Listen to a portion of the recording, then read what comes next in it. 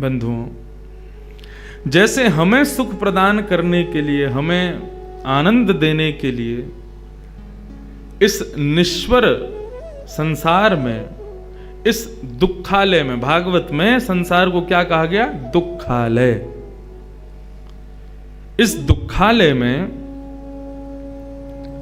आनंद का अनुभव कराने के लिए, आनंद का स्पर्श कराने के लिए, आनंद सागर में हम सबको डुबाने के लिए कृष्ण का प्रादुर्भाव हुआ। ठाकुर जी इस धराधाम पर पधारे हम सबको आनंद प्रदान करने के लिए। लेकिन जब ठाकुर जी इस धराधाम पर पधार रहे थे तो मनी मन विचार कर रहे थे, मैं सबको देवे जा रहा हूं, मोकु सुख कौन देगो, मोकु आनंद कौन देगो, मोकु रस कौन देगो, मोकु या आनंद सागर में कौन डुबावेगो, मेरे सुख को कौन विचार करेगो। मैं सबके सुख को विचार करके या धराधाम पर जा रहा हूं, लेकिन मेरे वास सुख को विचार कौन करेगो। तो ईश्वर कौन है? कर्तुम अकर्तुम अन्यथा कर्तुम समर्थ ईश्वर। बहुत ध्यान से सुनिए। ठाकुर जी जब वैकुंठ में विराजित होकर के कोई चिंता करते हैं या कोई चिंतन करते हैं या कोई भाव अपने हृदय में धारण करते हैं, तो भाव धारण करने पर उनको वो क्रियान्वित करना नहीं पड़ता, उनके जहन में आने वाला भाव अपने आप क्रियान्वित हो जाता है। जैसे कि भागवत में वर्णन है, ठाकुर जी जब सो करके उठते हैं तब कुछ नहीं होता, ब्रह्मांड का सृजन नहीं होता। तब ठाकुर जी अपने मन में विचार करते हैं, एको हम बहुश्याम, मैं एक हूं, अब बहुत होना चाहता हूं। तब कथा आती है, नाभि में से अपने आप कमल प्रकट हो जाता है, उस कमल पर अपने आप ब्रह्मा प्रकट हो जाते हैं, ब्रह्मा अपने आप सृजन करने लग जाते हैं। मतलब उनका चिंतन मात्र क्रिया को क्रियान्वित कर देता है। हमारी आपकी तरह करना नहीं पड़ता ठाकुर जी को। करना कब पड़ता है? जब वही ठाकुर जी इस धराधाम पर आते हैं, तब उनको अपनी इच्छा पूर्ति के लिए कोई ना कोई लीला करनी पड़ती है। लेकिन जब वे वैकुंठ में विराजित होते हैं तो उनका चिंतन ही उनकी इच्छा की पूर्ति करता है। ठाकुर जी ने मन में विचार किया, सबको सुख देवे के काजे मैं तो जा रहा हूं, सबको आनंद में डुबावे के काजे मैं तो जा रहा हूं, मेरी चिंता कौन करेगो, मोकु सुख कौन देगो, मोकु आनंद कौन देगो। बस ये चिंतन मात्र किया है, तभी ठाकुर जी का प्रतिबिंब सामने, वहां ठाकुर जी के स्वरूप में ही मानो श्री किशोरी जी प्रकट हो गई और ठाकुर जी को सुख देवे के काजे पूरे विश्व के आत्मा को प्रसन्न करें ठाकुर जी, और ठाकुर जी की आत्मा को प्रसन्न करें श्री किशोरी जी। इसलिए किशोरी जी के भाव में सबको प्रवेश नहीं मिल पाता। बहुत ध्यान से सुनिएगा। किशोरी जी की लीला में, किशोरी जी के भाव में, किशोरी जी के चिंतन में सबको प्रवेश क्यों नहीं मिल पाता? इसीलिए नहीं मिल पाता क्योंकि वे हमारे लिए आई नहीं है धराधाम पर। उनका प्रादुर्भाव तो लाल जी को सुख देने के लिए हुआ है। क्या समझ में आया? तो फिर किशोरी जी को यदि जानना हो, किशोरी जी के भाव में यदि प्रवेश करना हो, तो कौन कर सके? जहां पर लाल जी की इच्छा हो, जहां पे लाल जी रीझ जाएं, जहां पर ठाकुर जी करुणा कर दें, वो किशोरी जी के श्री चरणन को प्राप्त कर सके। ठाकुर जी की प्राप्ति बहुत सहज है, लेकिन किशोरी जी की प्राप्ति सहज नहीं। ऐसा हो सके, मैं 2-3 दिन से जब से यहाँ श्री किशोरी जी की चर्चा के लिए आया हूँ, रात भर चिंता करता हूँ। क्यों? मुख पे तो कन्हैया ही बैठो रे, उन्हीं का ही चिंतन चलता रहता, उन्हीं के भाव। और दूसरी बात, हमारी सेवा भी बाल भाव की। अब बाल भाव की सेवा में रास को विचार करना बड़ो कठिन हो गए, क्योंकि पुष्टि में तो बाल की सेवा है। लेकिन मैं चिंतन करता रहूं, लेकिन आज के चिंतन में यह भाव आयो कि ठाकुर जी 3 वर्ष के है गए, 3 वर्षन से अपनी सेवा करवा रहे, भागवत की सेवा भाई। किशोरी जी के भाव को कहवे को इतनो वृहद कहने को अवसर नहीं मिलो।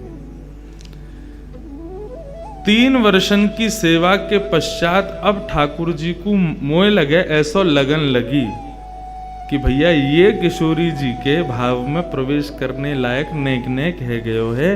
तो अब किशोरी जी के भाव में थोड़ी थोड़ी गति, थोड़ी थोड़ा प्रवेश, थोड़ा थोड़ा भाव आना धीरे धीरे प्रारंभ हो रहा है। बाकी हम ब्रजवासी हैं। श्री राधा रानी के पग पग पे प्रयाग जहां, केशव की केली कुंज कोटि कोटि काशी है। यमुना में जगन्नाथ, रेणुका में रामेश्वर, तरु तरु पे पड़े रहत अयोध्या निवासी हैं। गोपिन के द्वार द्वार हरिद्वार बसत जहां, बद्री केदारनाथ फिरत दास दासी हैं। स्वर्ग अपवर्ग लेकर करेंगे हम का, जान लो हमें हम वृंदावन वासी हैं। हम तो किशोरी जी के नित्य सखा हैं, उनकी नित्य कृपा हम पर बनी रह गई है।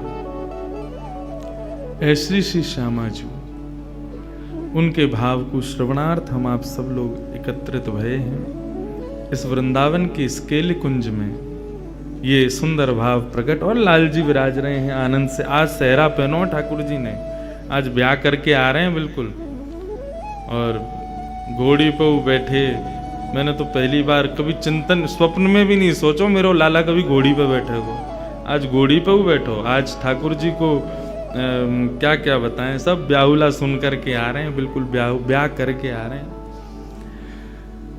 ये सब किशोरी जी की कृपा है।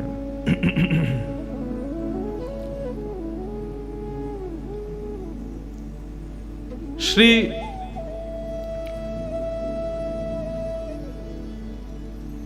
किशोरी जी के भाव में, रास में जब ठाकुर जी और समस्त गोपांगनाएं प्रवेश करती हैं, तो भागवत में ऐसा वर्णन है, बहुत देर तक ठाकुर जी उन गोपियों से चर्चा करते रहते हैं, रास नहीं करते। जबकि रास के लिए आमंत्रण था, शरद पूर्णिमा का चंद्रमा उदयमान हुआ है, तो अब रास में प्रवेश करना था। लेकिन ठाकुर जी ने अभी तक रास में प्रवेश नहीं किया। गोपियों के सामने बैठ करके उनसे पूछते हैं कि आप सब यहां क्यों आई हो? ब्रूता गमन कारणम, अपने आने का कारण हमें बतलाइए कि आप इतनी रात्रि में यहां क्यों आई हो। तब ठाकुर जी वहां पतिव्रता नारी का धर्म समझाते हैं। तत्पश्चात गोपियां फिर प्रणय गीत गाती हैं, और प्रणय गीत गाते हुए ठाकुर जी से बहुत सुंदर बात कहती हैं, कन्हैया आप हमसे पूछ रहे हो कि ब्रूतागमन कारणम, अपने आने का कारण बताओ। हमारे आने का कारण केवल इतना है कि भात जब बनकर के तैयार हो जाता है ना, तो उसको तुरंत भोक्ता के सन्मुख प्रस्तुत कर देना चाहिए, नहीं तो भात की शोभा नहीं होती। ऐसे ही भक्त जब संसार के समस्त प्रकार के तापों में तप करके जब भक्त बन जाता है ना, तो उसको ठाकुर जी के सन्मुख प्रकट हो जाना चाहिए, ठाकुर जी के सन्मुख आत्मनिवेदन कर देना चाहिए, पूर्ण समर्पण कर देना चाहिए। लेकिन बात यही खत्म नहीं होती कन्हैया। बात तो ये है ना कि भात बनाने वाला जानता है कि भात कितनी मेहनत से बना, भोक्ता थोड़ी जानता है। ऐसी भक्त जो बना है वो जानता है कि मैं कितनी मेहनत से बनाऊं, भगवान थोड़ी जानता है कि भक्त कितनी मेहनत से बना है। भात खाने वाला तो केवल दाल मिला करके, शक्कर डाल के, घी डाल करके खा जाता है। ऐसी कन्हैया तुम हो, तुम्हें क्या पता हम कितनी पीड़ा सह करके भक्त बनी है। आप कहते हैं गीता में अर्जुन से, सब छोड़ के मेरी शरण में आ जाओ, और हमने वही किया। संत्यज्य सर्व विषयाम स्तव पाद मूलम, हम सब छोड़ करके तुम्हारे श्री चरणों में आई हैं। और अब तुम कह रहे हो कि क्यों आई हो? क्योंकि तुम भगवान हो ना, तुमको नहीं पता भक्त कितनी श्रम से बनता है, भक्त कितनी मेहनत से बनता है।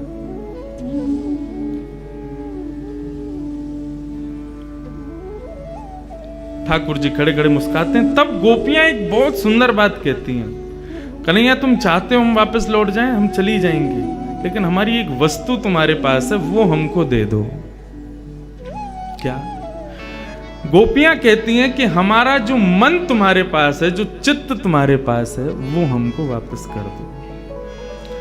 तुम हमारा मन वापस कर दो, हम अभी चली जाएंगी, लौट करके नहीं आएंगे। क्योंकि मन के बिना वापस जाएंगे तो किसी भी कार्य में हमारा गति नहीं होगी, हमारा मन नहीं लगेगा। सब पूछेंगे क्यों नहीं कर रही काम, तो हम कहेंगे मन नहीं है। मन कहाँ है? कन्हैया के पास। हम अभी चली जाएंगी घर सब छोड़ छाड़ के, हमारा मन दे दो।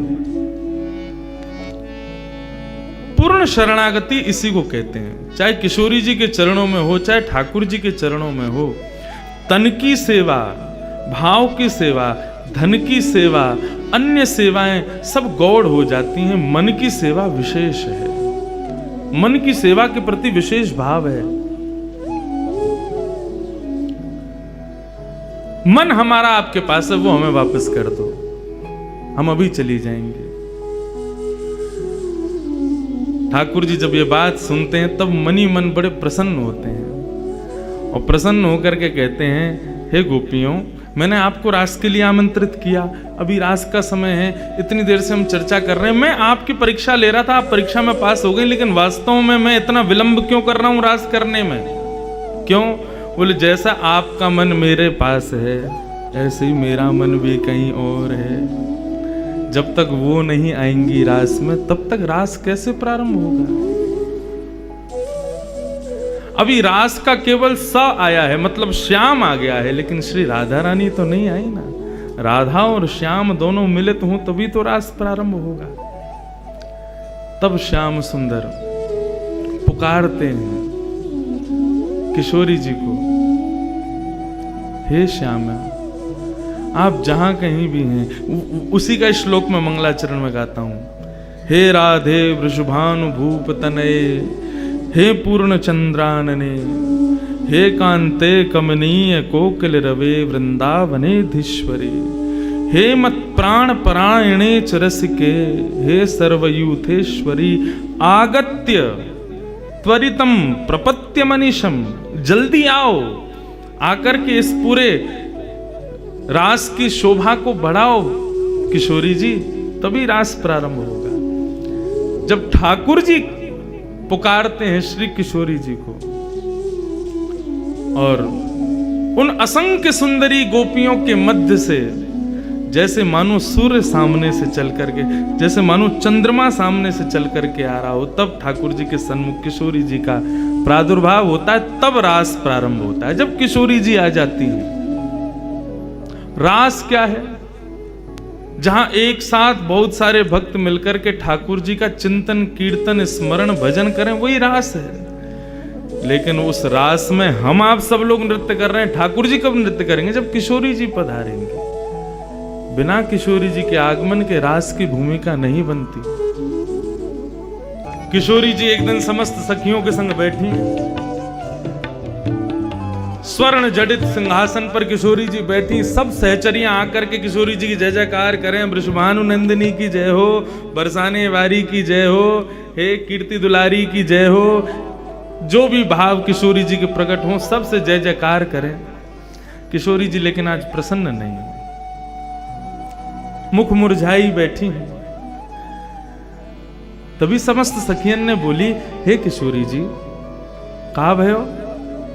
आपके चेहरे पर ये शुष्कता, आपके चेहरे की ये जो गंभीरता है, यहाँ से ऐसा लग रहा है कि आपके मन को भाव कछु है करने को, आप कर नहीं पा रही हो।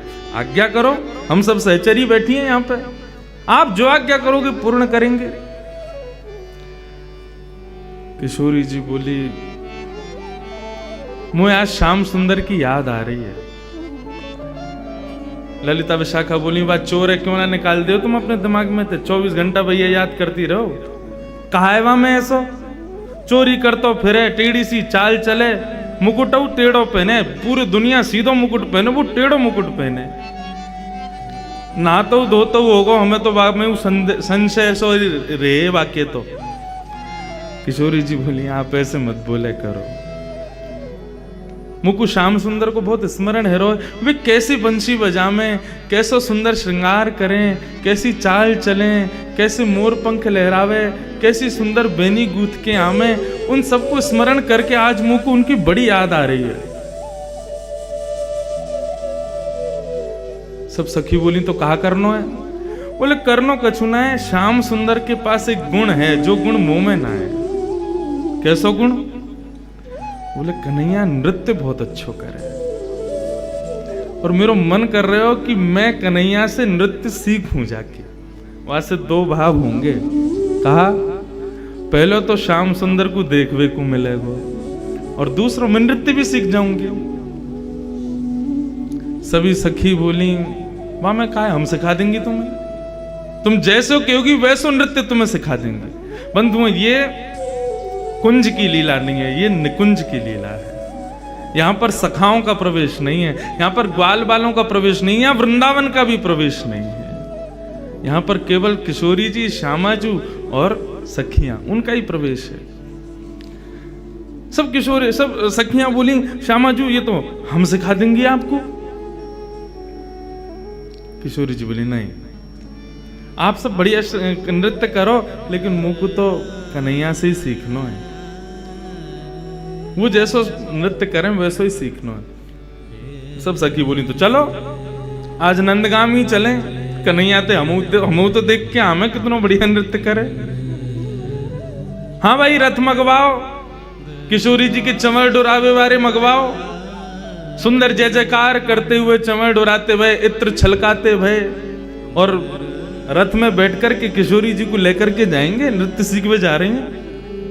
किशोरी जी बोली नृत्य सीखवे जा रही हूँ, सिखावे नहीं जा रही। सीखवे जामे तो सामने वालों को सम्मान देना पड़े, वाको गुरु रूप मानना पड़े। मैं तो पैदल जाऊंगी और कोई ना चाहिए चंवर डुरावे वालों, कोई ना चाहिए इत्र छिड़कावे वालों, गुलाब जल छिड़का तो चले और ये सब नहीं।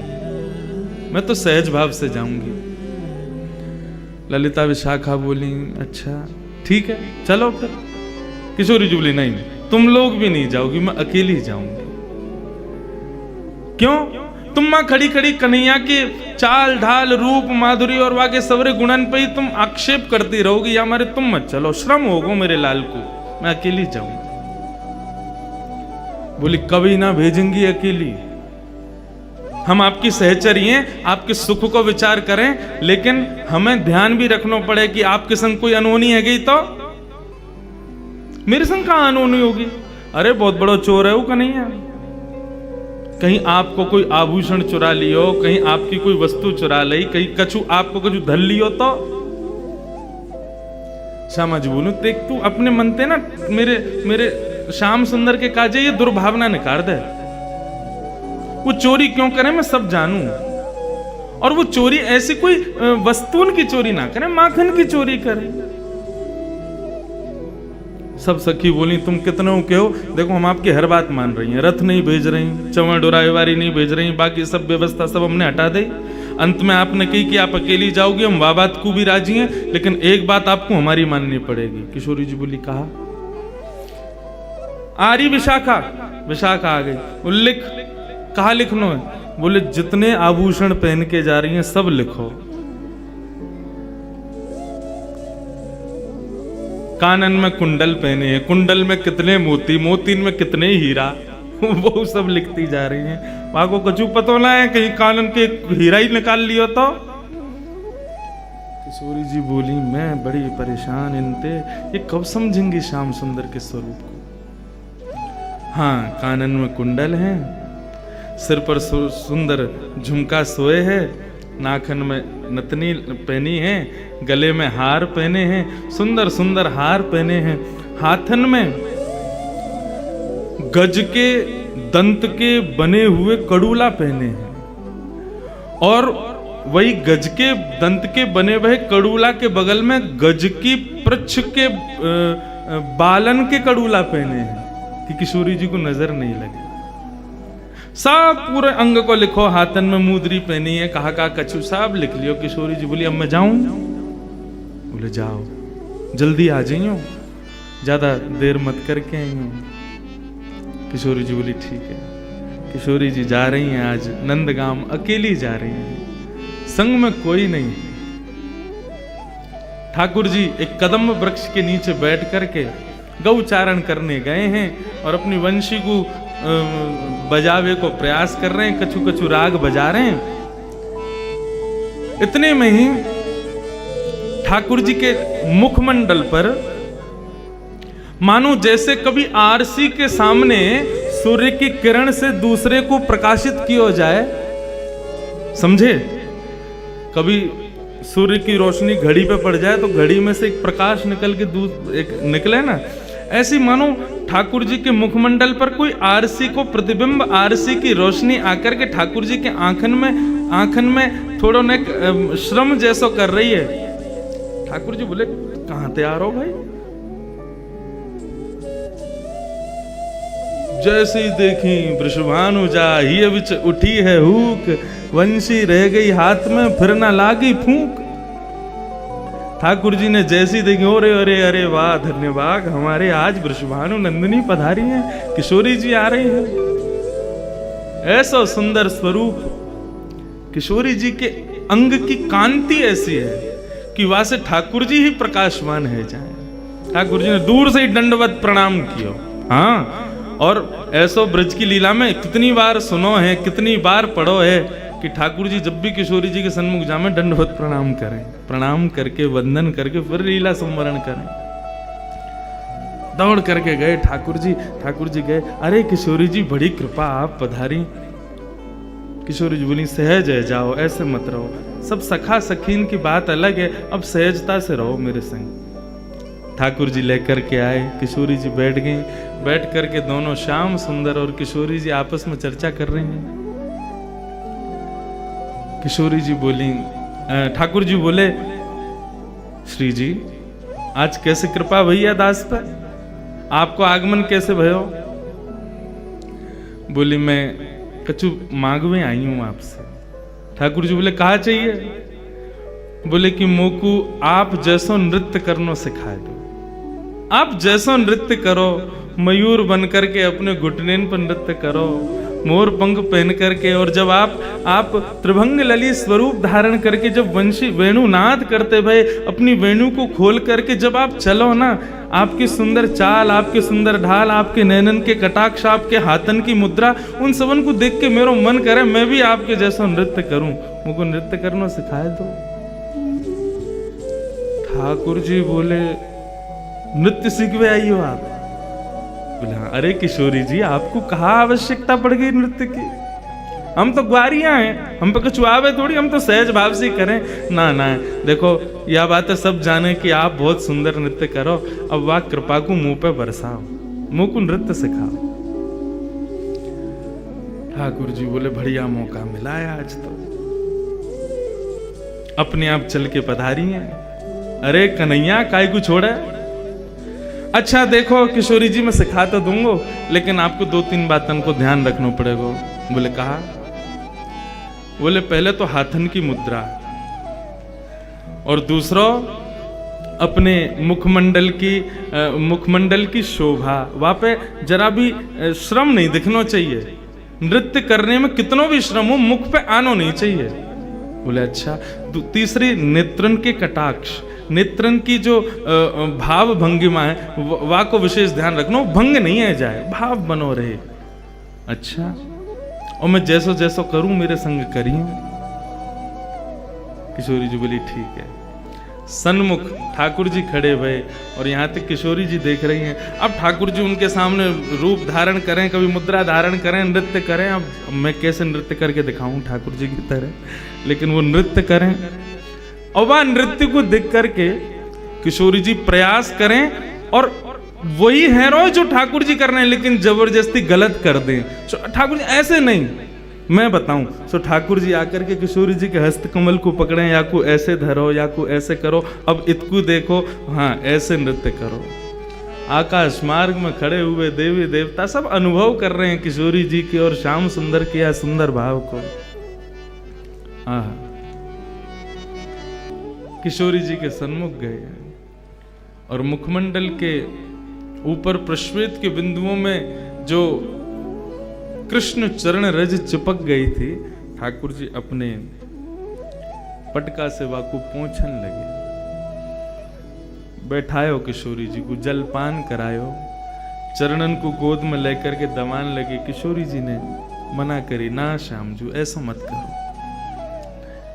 बहुत दिनान बाद नृत्य क्यों ना, ये हमारे श्रम है क्यों। ठाकुर जी मन ही मन विचार कर रहे हैं, कैसी कोमल हैं प्रिया जी, ये सब भाव है ही रहे कि तभी किशोरी जी बोली अब सायकालीन समय है क्यों, मैया बाबा सब बाट निहार रहे होंगे, कन्हैया मैं फिर आऊंगी, अब मैं चलूं। ठाकुर जी बोले अच्छा श्यामा जी जा रही हो, बोले हाँ अब जावे को समय भयो है। ठाकुर जी मन ही मन सोचन लगे, आई आकर के नृत्य सीख लियो और दे के तो कुछ जाना रही,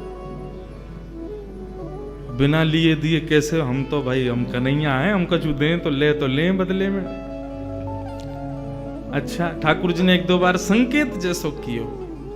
अच्छा किशोरी जी तो नृत्य बढ़िया सीख लियो, बोले हाँ सीख लियो, कन्हैया बहुत आनंद आया, तुम तो ऐसे बढ़िया नृत्य करता हो, तुमसे ही सीखना चाहिए सबन को। हाँ सीखना तो चाहिए। और कछु बाप, बोले ना बस अब मैं चलूं। जैसे किशोरी जी जान लगी, बोले कन्हैया ऐसे तो आनंद नहीं आवे, कोई तो फ्री पॉकेट में सीख के चली गई, कछु तो दे के जानो चाहिए हो। कोई बात ना है, हम कृष्ण हैं, कोई दे के ना जावे तो ले हम तो। सोई गए जाकर के किशोरी जी के गले में गलवैया डाल के बोले अरे श्यामा जी चलो ना एक दूर तक मैं छोड़ आऊं, देखो ये कुंज कैसी, यमुना को पुलिन कैसो, ये मार्ग कैसो, देखो ये भोरा कैसे जा रहा है, देखो देखो देखो ये तितली कैसे उड़ रही हैं। किशोरी जी बोली ये सब हमने पहले भी देखे हैं कन्हैया, इनमें कहा विशेष है ऐसा। अरे नेक दृष्टि बदलो श्यामा जी, ये सब साधारण नहीं है, ये जो भौरा उड़ रहा कहा है ना, ये पहले ना जाने कितने वर्षों तक यहाँ ने तपस्या करी, मोए तुम्हें संग देखवे के काजे, आज देखो भौरा बन के या को दर्शन भये हैं। ये देखो यमुना में जो सुंदर पुष्प बह करके जा रहे हैं ना, ये सब हमारे दर्शन के काजे बह रहे हैं, आदि आदि ऐसे मन गणंत बात बना रहे हैं ठाकुर जी। श्यामा जी बोली अच्छा ठीक है कन्हैया अब मैं जाऊं। अरे वो वृक्ष तो आपने देखो ही नहीं, वह वृक्ष पे देखो, वो पक्षी देखो। किशोरी जी बोली कहां, अरे वो ना दिख रहा आपको, देखो मेरी उंगली के सीध सटीक पे देखो। किशोरी जी बोली वहीं देख रही हूं, ना दिख रहा मुझे। अरे लाओ अपनी उंगली दिखाओ, मैं दिखाऊं। जैसे ही हाथ उठा के दिखाने लगे, वो देखो वहां कोई ना। अरे किशोरी जी इतने में ही तो हाथ उठा के यहाँ ते मुंदरी निकाल के ठाकुर जी ने अपनी जेब में धर ली और जेब में धर के बोले अच्छा चलो कोई बात ना, अभी उड़ गए फिर दिखाऊंगा हैं। किशोरी जी बोली अच्छा ठीक है। किशोरी जी चली गई वहां से। ठाकुर जी ने फेंट में दारी मुंदरी और बांध करके कस के, अब नेक चैन पड़ो हृदय को, फ्री में थोड़ी सिखा देंगे हम सब कछुए। किशोरी जी वापस आई। जैसी किशोरी जी वापस आई, सामने सभी सहचरी सखी सब खड़ी हैं। जैसे किशोरी जी को आगमन भयो, ओहो महाराज नजर उतारी, बलैया ले रही हैं, आरती उतार रही हैं, पुष्प छिड़क रही हैं, इत्र लगा रही हैं, गुलाब जल से छिड़काव कर रही हैं, चरणन को गोद में लेकर के चरणन में लगी वही रज को साफ कर रही हैं, कोई फल खवा रही है, कोई कछु पिवा रही है। इस प्रकार किशोरी जी की सब सेवा कर रही है, कोई कंधा दबा रही है, कोई चरण दबा रही है। किशोरी जी बोली इन सबको अवकाश ना है, मैं थक गई हूँ, हार गई हूँ, मुझको सोने जान दो। अब इतने में ललता बोली विशाखा वो लिखो का लेके आवा है, अभी तो गिनती होगी सब सामग्री है कि नहीं। किशोरी जी बोली यहाँ की कहाँ जरूरत है, तुम्हें श्याम सुंदर पर नेक भरोसा ना है। अरे कन्हैया ऐसो ना है, देखियो आज कैसो बढ़िया नृत्य सिखायो, सब इतना बढ़िया प्रेम से सब सुसंपन्न भयो, लेकिन तुम्हारे मन से ये भ्रम कभी जावेगो नहीं। अरे तो ठीक है ब्रह्म ना जावेगो, लेकिन कम से कम अपने मन की संतुना के लिए तो कर लें हम। हाँ विशाखा बोल कहा का सामग्री, बोले ऊपर की लटकन हाँ विराज रही है, कानन में कुंडल, कुंडल में कितने मोती, इतने मोती, उनमें कितने हीरा, इतने हीरा, हमें गिनती करती चलो सबरी। नाक की नथनी, हाँ गले को हार, नवलखा को हार, पन्ना को हार, वहाँ को हार, यहाँ को हार, सबरे हार गिन लिए। हाथन में 2 प्रकार के कड़ूला, बोले हाँ हैं, बाजूबंद हैं, करधनी हैं, पैरन में पाजेब, और ये सब गिन लिए। किशोरी जी बोली कछु रह तो ना गो, हाँ हाथन ने गिनवाओ, या हाथ में 2 मुद्री, या हाथ में 3 मुद्री, या में 2 और या में भी 2, एक कहाँ है। ललिता बोली किशोरी जी एक मुंदरी कहाँ है आपकी? बोले मुझे ना पता, हम पहले ही कह रहे हैं ये कन्हैया है, छलिया है, माँ चोर मरकट बंधु, फ्री में तो कुछ करेगो ही ना, सहज में ना कर सके, जरूर यही ने धर ली है मुंदरी आपकी। किशोरी जी बोले अरे नृत्य करवे में कहीं गिर गई होगी, काय को श्याम सुंदर पे तुम शक करो? बोले ना है किशोरी जी वही ने किया ये काम, और हम पहले ही आपसे मना कर रहे हैं कि वहां के पास मत जाओ, वहां को स्वभाव ठीक ना है, वहां के मन में चोर बैठो भीतर। अरे चोर चोरी ना करेगो तो क्या करेगो? किशोरी जी बोली ऐसा भावना है। बोले अब आप बिल्कुल शांत रहो, अब हम अपनी क्रिया करेंगे, हमें करन दे। ठीक है। किशोरी जी शयन में चली गई। दूसरे दिन सवेरे ललिता विशाखा दोनों प्रणाम करके ललिता बोली कि अब हम जा रही हैं, जाके आपकी मुंदरी लेके आवे। ठीक है। ललिता जैसे ही गई नंद भवन नंदगांव, ठाकुर जी अपनी गैया लेकर के नंद भवन से निकले। इतने में सामने से विशाखा आती हुई दिखी ठाकुर जी को। ठाकुर जी अपनी नजर बचा करके गैया चराते हुए निकले। विशाखा सीधी बोली दे दो। ठाकुर जी भी सीधे बोले मुंह पे ना आए।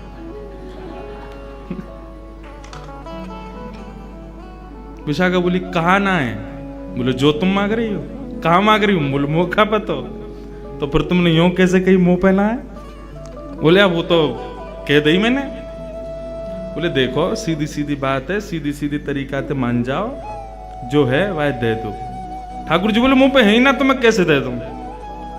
बोले दे रहे हो प्रेम से या फिर मैं अपने पे आऊं? बोले तू अपने पे आवेगी तो जैसे मैं तो बैठे ही रहूंगा, मैं तो अपनों कुछ करूंगा ही ना, तू आके तो दिखा मेरे समीप।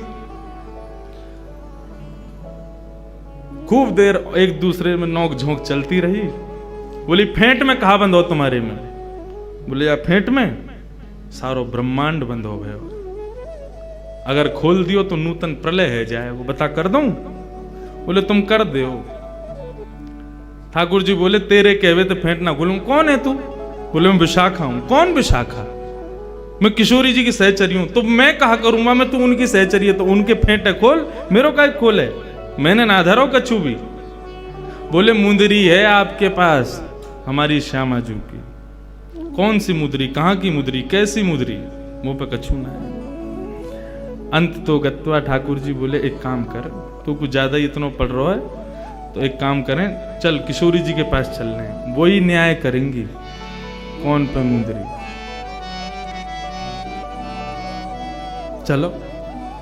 ठाकुर जी लिए विशाखा जी को संग में और सीधे पहुंच गए किशोरी जी के सामने। किशोरी जी बैठी हुई हैं। जैसी श्याम सुंदर आए सोई आनंद हृदय में प्रकट है। अरे कन्हैया आप पधारे हो। बोले किशोरी जी आपको प्रणाम करूं, लेकिन आज मेरे संग बहुत बुरा भयो है।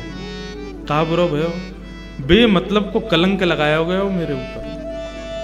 आपकी ये विशाखा बताओ मुझे चोर ठहरा रही। ठीक है मेरे नंदगाम की गोपी मुंह को चोर के मेरी अपनी है सबरी, वो सब मेरे दर्शन करवे के काजे अपने घर में जबरदस्ती ऐसी जगह माखन धरे कि मुझको खावे जानो ही पड़े। मैं तो उनको सुख देवे के काजे चोरी करूं, लेकिन ये विशाखा को कौन ने अधिकार दियो मुझको चोर कहवे को? और मैं नंदगांव में भरे बाजार में बीच में आके मुझे कह रही है दे दो। मैंने कहती मुंह पे ना है, यूं कह रही है फेंट खोलो या मैं मुंदरी धरी है, ऐसे ऐसे बात न बना रही है। आप या को समझाओ, मुझको बहुत कष्ट भयो। और देखो आपने नृत्य सीख लियो, मैंने कछु लेवे देवे की बात तो करी नहीं। ललिता विशाखा बोली तो तुम लोगे भी कहा, हमारी किशोरी जी की कृपा है, और कहा चाहिए तुमको? बोले नहीं एक बात कह रहा हूं, कोई आदमी कछु देवे तो मांगे तो है ना, मैंने तो बिल्कुल मुफ्त में दियो इनको। बोले मुफ्त में ना दियो, तुमने मुंदरी चुराई है किशोरी जी की। किशोरी जी बोली अब ठीक है ललिता आप छोड़ो, कोई बात ना है श्यामजू, आपको श्रम भयो वाक्य लिया मैं आपसे क्षमा मांगू। किशोरी जी ने तो पहले ही न्याय कर दियो कि भैया अब श्याम सुंदर को ज्यादा श्रमित मत करो, श्याम सुंदर को यहां से जान दो और अब बस यहीं बस करो। मुंदरी चली गई, दूसरी ले लेंगे। ललिता विशाखा बोली कि नहीं ना किशोरी जी, मुंदरी इनके पास है और इनते ही ले जाएगी, हमें बस एक चीज करवान दो।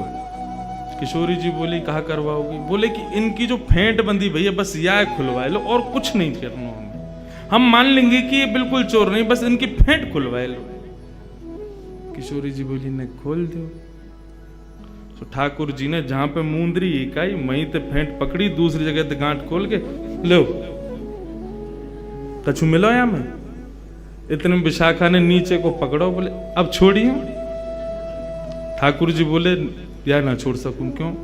बछिया बछड़ा इनके सबन के भीतर बैठे हैं यहाँ में और पूरा ब्रह्मांड मेरे हाथन में ही। यार नूतन प्रलय है जाएगा, मैं तो पहले ही कह रहा हूं या ना छोड़ूंगा। इतने में विशाखा ने जोर से हाथ से फेंट जैसी खींची, ठाकुर जी के हाथ से छूट गई। इतने में मुंदरी वहां से गिर गई।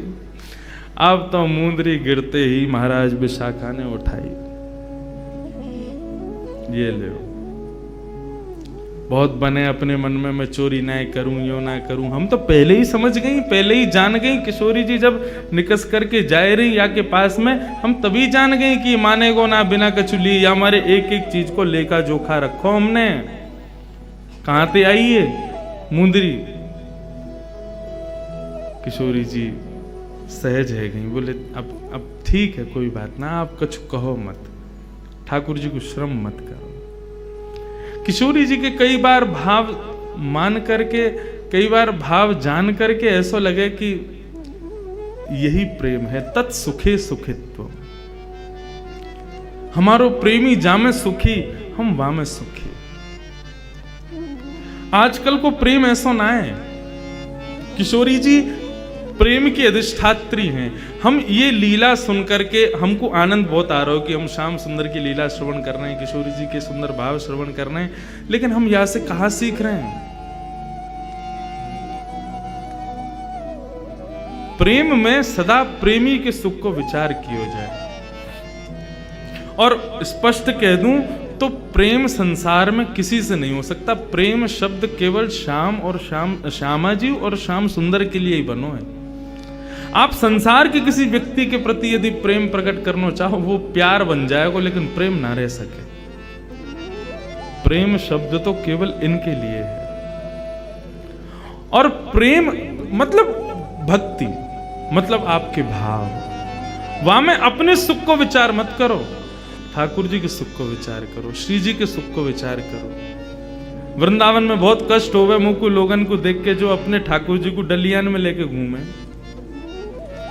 कहीं भी जामे, कहीं भी बैठ जामे, ऑटोन में लदे भये हो, हाथ में डलिया में लड्डू गोपाल लेके दौड़ रहे हैं। आपने उनके सुख का विचार नहीं किया, अपने सुख का विचार कर रहे हैं। और जहां अपने सुख का विचार होता है ना, वहां प्रेम नहीं हो सकता। ठाकुर जी की नित्य सेवा में, नित्य भाव में उनके सुख का भाव रखो। उनको किस में सुख मिले, उनको काय में सुख है, वो करो। मैंने आज तक अपने लाल जी को कथा नहीं सुनाई। एक बार मैंने ये प्रयास कियो, और मैंने नहीं कियो, जिनने कथा कराई कलकत्ता के पास में एक जगह कथा ही, वे सब लोग आए, बोले महाराज जी आज गोवर्धन पूजा है, कथा में लाल जी को लेके विराजो। मैंने कि लाल जी को मेरो ऐसा भाव रहे कि जब मैं कथा में जाऊं ना तो 3-4 घंटा ठाकुर जी सहज रह जाते होंगे, या भुजा को नीचे कर लेते होंगे, ने हाथ पामन ने सीधे करके अंगड़ाई ले लेते होंगे, ग्वाल बालन ने बुला करके और पूरे कमरा में उधम मचाते होंगे। वहां मिठाई के डिब्बा ने उठा उठा खोल खोल के देखते होंगे, एक दूसरे पे फेंक के मारते होंगे। ये सब लीला ठाकुर जी की अंतरंग चलती होगी जब मैं कथा में रहूं। ठाकुर जी को थोड़ा समय तो अवकाश रहता होगा अपने सखान के काज।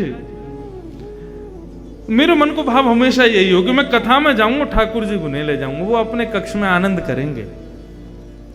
लेकिन वो सब आगे आयोजक करता, बोले महाराज जी लाल जी जरूर आने चाहिए, आज गोवर्धन पूजा है, हमने 56 भोग तैयार किए हैं, बहुत व्यवस्था करी। मैंने कहा ठीक है चलो, इतना कह रहे हो तो ले आऊंगा। अब विश्वास मानना मेरी बात का, ठाकुर जी का सुख का विचार करके मैं नहीं लेके जाता था, लेकिन उस दिन मैंने उनके सुख का भाव देखा। मैंने बेचारे इतनी बड़ी कथा करा रहे हैं, इतने कह रहे हैं तो ले चलते हैं। ठाकुर जी का श्रृंगार कर रहा था। श्रृंगार करते करते, ये हमारे मुखिया जी भी संग में थे आप वहां कथा में? श्रृंगार करते करते पृथ्वी हिलने लगी, भूकंप आ गया उस क्षेत्र में। मैं ठाकुर जी को लेके बिल्डिंग से बाहर भागा जब ये स्थिति हुई, 2-3 वर्ष पुरानी बात है। मैंने कि भाई ये क्या हो रहा है? पहला संकेत ठाकुर जी ने दिया, बोले मोकू ना जानो श्रीदामा मधुमंगल मेरी बाट नहीं आ रहे हैं, सबरे गैयान की लेकर यहाँ पे आमेंगे, तू मोकू कथा में ले जाएगा, बेचारे दुखी है जाएंगे। यही भाव आया था हृदय में।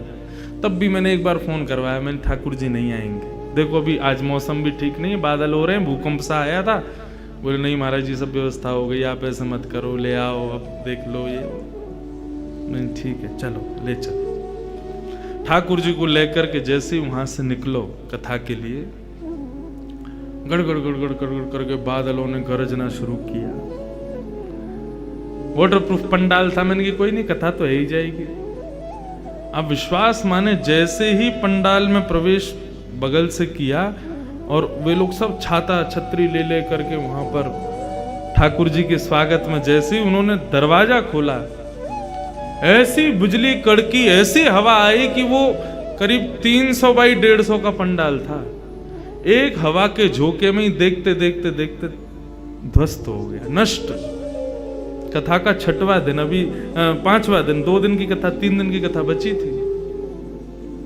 और मैं ठाकुर जी को लेके गाड़ी में ही बैठा हूं अभी, और सामने देख रहा हूं पंडाल नीचे आके समा गया। मैंने कही जय हो लाल जी, मुझको क्षमा करी हूं, आज मैंने बहुत अपराध किए, मैंने आपके सुख को विचार नहीं किए। आज मधुमंगल श्रीदामा को मेरी वजह से श्रम है गयो, इसलिए आपने ये सब किया। आज क्षमा मांगू, अब नहीं आपको कभी कथा में श्रम नहीं दूंगा। फिर उस दिन 20 मिनट कथा करके फिर मैं गया। उस दिन के बाद कभी ठाकुर जी को लेके मैं कथाओं में नहीं गया, क्योंकि 1-2 बार और मैंने प्रयास मात्र किया तो कुछ ऐसा हुआ कि मैंने कि नहीं, लाल जी का अवकाश का समय। परंतु इस सुंदर भाव में देखो ठाकुर जी कैसे विराज रहे हैं, कैसे आनंद कर रहे हैं, कैसे सुख ले रहे हैं। यहां पे भी मैंने अपने सुख का विचार नहीं किया, यहां पे इनके सुख का विचार किया। यहां ठाकुर जी क्यों पधारे हैं, क्यों इस कथा में विराज रहे हैं, क्यों इस चर्चा में विराज रहे हैं? क्योंकि श्री जी को भाव है, श्री जी की चर्चा होगी। या हमारे श्री लाल जी ने मधुमंगल श्रीदामा आदि सबंत कहती 4 दिन की छुट्टी पे हूं मैं, 4 दिन कोई गैया चरावे नहीं जाऊंगा। क्यों? वहां कथा में जाऊंगा। क्यों? बोले श्री जी प्रकट होंगी, और श्री जी को दर्शन करवे को मिले, श्री जी को श्रवण करवे को मिले। लाल जी हम पीछे ना रहे, आ गए, सहज भाव से विराज रहे हैं। और ऐसे ऐसे मुझे नहीं पता था ठाकुर जी ब्याह कर लेंगे, और कर आए देखो सुबह सुबह। अपने आप ही सब प्रयोजन, अपने आप ही सब युक्तियां बना बना करके सब क्रम कर रहे हैं। क्यों? अपने प्रिय के सुख का भाव। तत्सुखे सुखित्वम, तत्सुखे सुखित्वम। श्री किशोरी जी को बहुत कष्ट होता है जब ये सब सखियां मिलकर के ठाकुर जी पर आरोप प्रत्यारोप लगाती हैं। भले ही किशोरी जी की सामग्री थी, किशोरी जी की मुंदरी थी, लेकिन जब वो प्रकट हुई ना, तो ठाकुर जी से ज्यादा कष्ट किशोरी जी को हुआ कि क्यों निकल आई। हृदय में कष्ट हो रहा है। इस बात से कष्ट नहीं कि मुंदरी इनके पास क्यों मिली, मुंदरी इनके पास थी, इससे तो किशोरी जी को बहुत सुख था कि मेरी कोई वस्तु तो है इनके पास में, किसी ना किसी रूप में मेरा अनुभव तो कर रहे होंगे ना। लेकिन जब वो प्रकट हुई और सबने ठाकुर जी को इस भाव से देखा, उस चीज से किशोरी जी को बहुत कष्ट हुआ।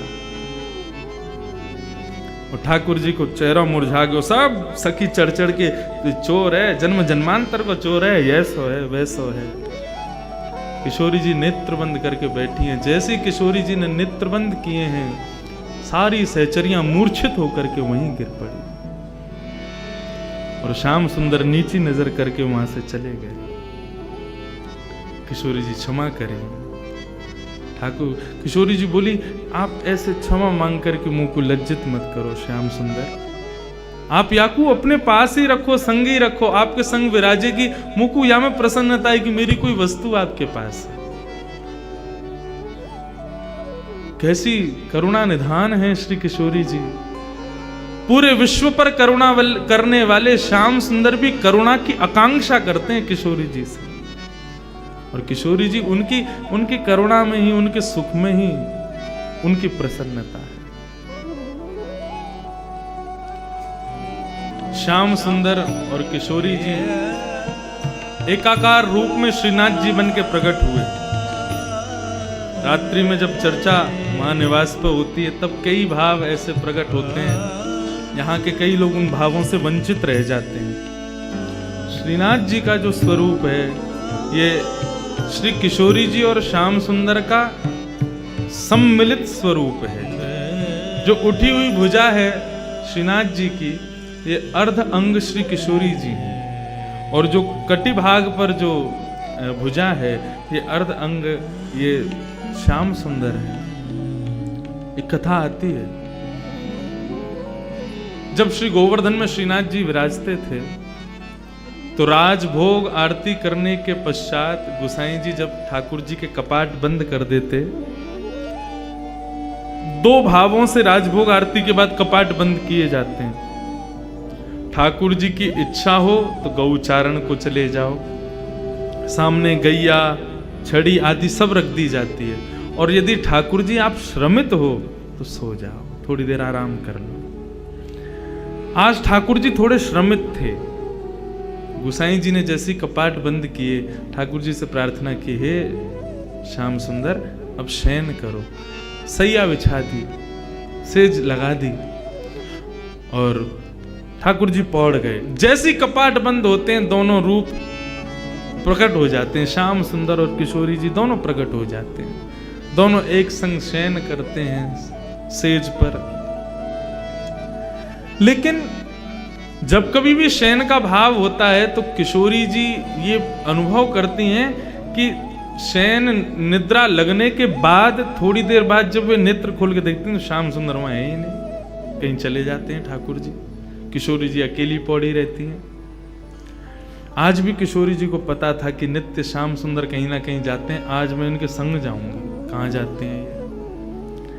आज जैसे ही पौड़े दोनों और ठाकुर जी नेत्र बंद करके यूं दिखावे कि मैं सो रहा हूं। किशोरी जी ने भी आज नाटक किया सोवे को। जैसे ही कन्हैया ने देखी कि किशोरी जी सो गई तो उठ करके ठाकुर जी सहज है करके जैसे चलवे लगे, किशोरी जी उठ के बैठ गई। कहाँ जा रहे हो? पीछे देखी श्याम सुंदर ने प्रणाम किया, बोले किशोरी जी आप विराजो, आप शयन करो, मैं अभी आऊं। बोले अभी की नहीं, आप रोज कहीं ना कहीं जाओ। कहाँ जाओ मुझको सही सही बताओ। ठाकुर जी बोले एक भक्त है वासु मिलवे जाऊं। कौन सा भक्त? बोले आपको स्मृति में हो तो निवृत्त निकुंज की लीला में जब हम दोनों रमण कर रहे थे तब एक मेरो प्रिय भक्त उद्धव मेरे दर्शन के काजे आयो। ललिता विशाखा दोनों ने वासे मना करी कि निवृत्त निकुंज में दोनों श्यामा श्याम लीला कर रहे हैं, भीतर प्रवेश मत करियो उद्धव। भीतर हम लोगों को भी प्रवेश नहीं है तो तुम तो बिल्कुल ही मत करना। लेकिन उद्धव ने उनकी बात नहीं मानी और उद्धव भीतर प्रवेश कर गए। तो जैसे उद्धव प्रवेश किए तो ललिता विशाखा में से किसी एक ने श्री उद्धव जी को श्राप दे दिया। तुम हट करके भीतर जा रहे हो ना, हमारी बात नहीं मान रहे हो। निवृत्त निकुंज है, यहाँ पे कोई प्रवेश नहीं कर सकता, केवल श्याम सुंदर और किशोरी जी रहते हैं। लेकिन तुम हट पूर्वक भीतर प्रवेश कर रहे हो, हम श्राप देती हैं तुम नेत्रहीन हो जाओ, तुमको भीतर कुछ नहीं दिखेगा। भीतर जब उद्धव जी पहुंचे कुछ नहीं दिखा। ठाकुर जी बोल रहे हैं अरे उद्धव तुम कैसे आए, आओ विराजो। उद्धव जी बोले लाल जी आप कहाँ हो? बोले मैं यहीं तुम्हारे सामने बैठा हूं। उद्धव जी बोले लेकिन मुंह को दिख तो नहीं रहे भगवान। किशोरी जी बोली अरे उद्धव ने ध्यान से देखो, हम सामने ही तो बैठे हैं तुम्हारे। उद्धव जी ने खूब प्रयास किया लेकिन ठाकुर जी नहीं दिखे। यमुना जल से जाकर के नेत्रन को प्रक्षालन किया लेकिन फिर भी ठाकुर जी को दर्शन नहीं भयो। तब ठाकुर जी उद्धव जी को लेके बाहर आए। विशाखा से पूछी उद्धव को दर्शन क्यों नहीं है रे? तब विशाखा ने बताई कि हमने श्राप दियो है, निवृत्त निकुंज में बिना आज्ञा के प्रवेश कर रहे थे इसलिए श्राप किया है कि ये देख नहीं पाएंगे। उद्धव जी चरणन में गिर गए, भगवान मैं आपके दर्शन के बिना कैसे जीऊंगा? ठाकुर जी बोले उद्धव तुम चिंता मत करो, अब कलिकाल में मैं और किशोरी जी दोनों धराधाम पर लीला के लिए विराजेंगे और वह लीला को दर्शन सबको नए हुए करेगो, कछु प्रेमी जनन कोई हुए करेगो, उन प्रेमीन में तुम अग्रगण्य होगे और तुम मेरे प्रिय भक्त सूरदास बन करके इस धराधाम पर विराजोगे। और श्री उद्धव जी महाराज ही सूरदास जी के रूप में पधारे। जा दिन से सूरदास जी शरणागत भय श्रीमद वल्लभाचार्य जी के, वादन से नित्य राजभोग के बाद ठाकुर जी छलांग के चले जाएं और सूरदास की कुटिया में बैठ कर के वहां पर सूरदास के सुंदर भावन को श्रवण करें। मेरा प्रिय उद्धव है। ठाकुर जी बोले मैं वहीं जा रहा हूं। किशोरी जी बोली मैं भी चलूंगी संग में, आप अकेले नहीं जाओगे, और यदि आप अकेले गए, मोकू नहीं लेके गए संग में, तो मैं आज गुसाई जी से आपकी शिकायत कर दूंगी। ठाकुर जी जब घर में विराजते हैं ना, सेवा में विराजते हैं, अपने अर्चक से थोड़ा भय खाते हैं। मेरी तो खूब लड़ाई हो गई मेरे लाल जी से। कभी श्रृंगार में अगर विक्षेप है रहे हो, कोई और बात हो, मैं तो डांट फटकार दूं खूब। अरे तो नेह भी तो लड़ा रहे हैं, तो डांटवे को अधिकार भी वही को है जो प्रेम से चर्चा करे। हम सुख को विचार करें, यही मारे डांटे। माता पिता ऐसे ही बोलते हैं, तेरो भलो चामे, या हमारे डांट रहे हैं। ऐसे ही हम भी आपके सुख को विचार करें, यही मारे डांटे।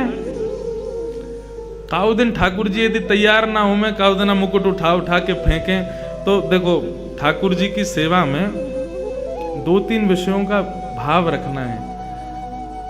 ये जो मोरछल आरती के समय होती है ना, चंवर तो होती है कि कोई अला वला लाल जी को नहीं लगे। मोरछड़ क्यों होती है? मोरछड़ के भीतर जो मयूर पंख हैं, जब वो हिलते हैं तो ठाकुर जी उनको देखने में व्यस्त हो जाते हैं और यशोदा मैया इतने में आरती कर देती है। नहीं तो छोटे बालक की मैया जब नजर उतारे तो बालक कहाँ रुके, कभी यहाँ भागे कभी वहां भागे। ये हमारे मोरछड़ को भाव है, ताकि ठाकुर जी को ध्यान वहां की तरफ केंद्रित रहे, ठाकुर जी मुस्कुराते रहे और यशोदा मैया उनकी आरती करते। ऐसे ही प्रत्येक भाव में जब श्रृंगार करते हैं तो ठाकुर जी के सन्मुख कुछ भोजन के पदार्थ रख दो, कुछ खिलौना रख दो। हमारे बाल भाव में ऐसी सेवा है, ठाकुर जी के पास में कुछ खिलौना रख दो, कुछ भोजन के पदार्थ रख दो, फिर श्रृंगार करो। क्यों? ठाकुर जी फिर श्रृंगार गिरेंगे नहीं अपना।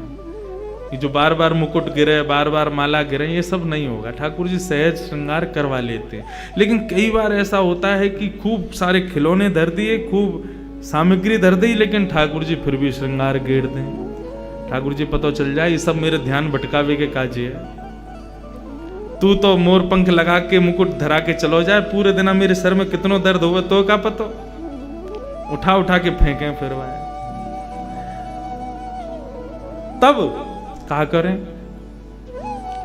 लाल जी के सामने धर दूं सब सामान, न हरे तैयार न होनो तैयार, ठीक है, ऐसे ही खड़ो कर दूंगा नंगो धरंगो। सबरे दर्शनार्थी आवेंगे, आकर के जैसे ही देखेंगे फिर तुम्हारी ही निंदा होगी। सबरे फोटो खींच खींच के ले जाएंगे, लंगोटी में खड़े रहेंगे, सब जगह डाल देंगे, फेसबुक इंस्टाग्राम पे सब देखेंगे इंद्रेश जी के ठाकुर जी देखो लंगोटी में खड़े। मैंने एक बार और प्रयास कर रहा हूं, तैयार हो जाओ। और वास्तव में जैसे प्रयास करें ठाकुर जी फिर से तैयार हो गए। यदि इस भाव से कभी कभी ठाकुर जी को डांटा भी जाए ना, कोई दोष नहीं, ये भी तो प्रेम है। प्रेम करने वाला ही तो डांट सकता है, प्रेम करने वाला ही तो तेज आवाज में बोल सकता है।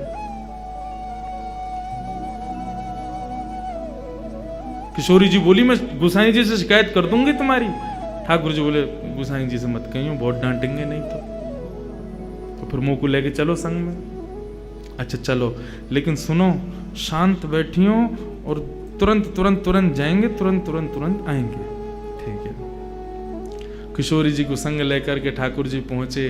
कुटिया में सूरदास जी बैठे और सूरदास जी बैठ करके सुंदर ठाकुर जी के भाव गा रहे हैं। सूरदास जी भाव विभोर होकर के गान करते जा रहे हैं, एक के बाद एक सुंदर सुंदर पदों का, एक के बाद एक सुंदर सुंदर भावों का गान कर रहे हैं। ठाकुर जी श्रवण करके आनंदित हो रहे हैं, लेकिन किशोरी जी तो भाव विभोर हो रही हैं। ठाकुर जी से बोली या को नेत्र दे दो। ठाकुर जी बोले मैं पहले ही मना कर रहा हूँ, कुछ करवे ना जानो, केवल सुन के वापस आनो, और आप या नेत्र दे दो, फिर कहोगे या यूँ कर दो, यूँ कर यूँ, जैसो चल लो ठीक है, ऐसे ही रहने दो। किशोरी जी बोले बहुत निष्ठुर हो आप, बेचारो कैसे सुंदर सुंदर भाव बना बना के गावे और वापस नेक कृपा ना कर सको, नेक नेत्र दे दो, का बुराई है। ठाकुर जी बोले मैं मुँह को जब देना होगा मैं दे दूंगा, मुँह को सूरदास ऐसे ही प्रिय है। और रही बात नेत्र देवे की, ललिता विशाखा के श्राप से श्रापित हैं और अपने भक्तन के श्राप को मैं दूर नहीं कर सकूं। और सूरदास जी वही में आनंद देते, यदि संसार को देखेगो, संसार में या को मोह है गयो, संसार में आप आकृष्ट है गयो, तो मेरो भाव ना गा पावेगो, या हमारे मैं नेत्र ना दूंगो या को। किशोरी जी बोली तो कछु तो कृपा करो, नेत्र ना दे रहे तो कछु अपनो आलिंगन दे दो, अपने स्पर्श दे दो। बोले नेत्रहीन बाबा है, इतनी जोर किया कि पकड़े, एक बार आलिंगन दे दियो, ऐसा पकड़ेगो छोड़ेगो नहीं, फिर जान नहीं देगो। गोसाई जी वहां पे मंदिर खोलेंगे, दोनों नहीं मिलेंगे, कहा होगा फिर। किशोरी जी बोली हर कृपा के लिए मना कर रहे हो, नेत्र देवे की मना, आलिंगन देवे की मना। अरे इनको ये आभास करा दो कि मैं और तुम यहाँ बैठे हैं, कम से कम ये अनुभव हो जाएगा कि किशोरी जी बैठी हैं, श्याम सुंदर बैठे हैं, कितना सुख होगा सूरदास। बोले नहीं, ये विरह में है इसलिए हमारो भाव गावे। यदि आपको पता चल गई ना श्याम सुंदर किशोरी जी नित्य आमे, तो आपको विरह नष्ट हो जाएगा, और विरह में नहीं गावेगो तो मुझको सुख कैसे मिलेगा। किशोरी जी बोली बहुत निष्ठुर हो आप, कोई भी कृपा कैसे भी है नहीं जाए, लेकिन किशोरी जी के मन में चल लो मुँह तो कृपा करनी है, कछु तो मैं करके जाऊंगी आज। इतने में सूरदास जी अपनी लाठी उठाई और अपनी कुटिया से बाहर निकलने लगे। जैसे ही जान लगे, ठाकुर जी बोले चलो श्यामाजू अब थोड़ी बहुत देर में उत्थापन है व्यवहारों मंदिर में, हम चल के सहज है जाएं। किशोरी जी बोली नहीं, थोड़ी दूर तक चल रहे हैं। सूरदास जी बेचारे नेत्रहीन कहीं जा रहे हैं, कहीं गिर आ गए, तो बोले वो रोज जामे, कहीं ना गिरेंगे, चलो हम चले। किशोरी जी बोली देखो मैं आई हूं तो नेक देर और मुंह को रहने दो, अभी समय है उत्थापन में, नेक देर विराजने फिर चल रहे हैं। सूरदास जी के पीछे पीछे किशोरी जी श्याम सुंदर दोनों जान लगे। आगे गहरो गड्ढा, सूरदास जी जैसी वाकी और भरने लगे, किशोरी जी भागी, ठाकुर जी ने हाथ पकड़ो, बोले नहीं, बोले सूरदास गिर जाएगो, बोले जो होगो सब उचित होगो, आप श्रम मत करो, आप जबरदस्ती मत करो।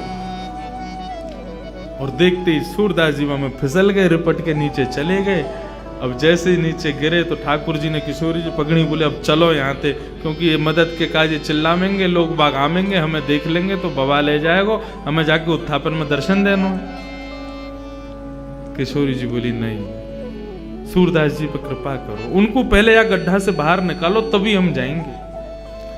ठाकुर जी बोले आप मानो क्यों ना हो, सूरदास को रहने दो वहीं पे। किशोरी जी बोली या तो ये करो, नहीं तो मैं यहीं बैठी हूं, नहीं जाऊंगी, तुम अकेले खड़े आ जाइयो ऐसे जाके।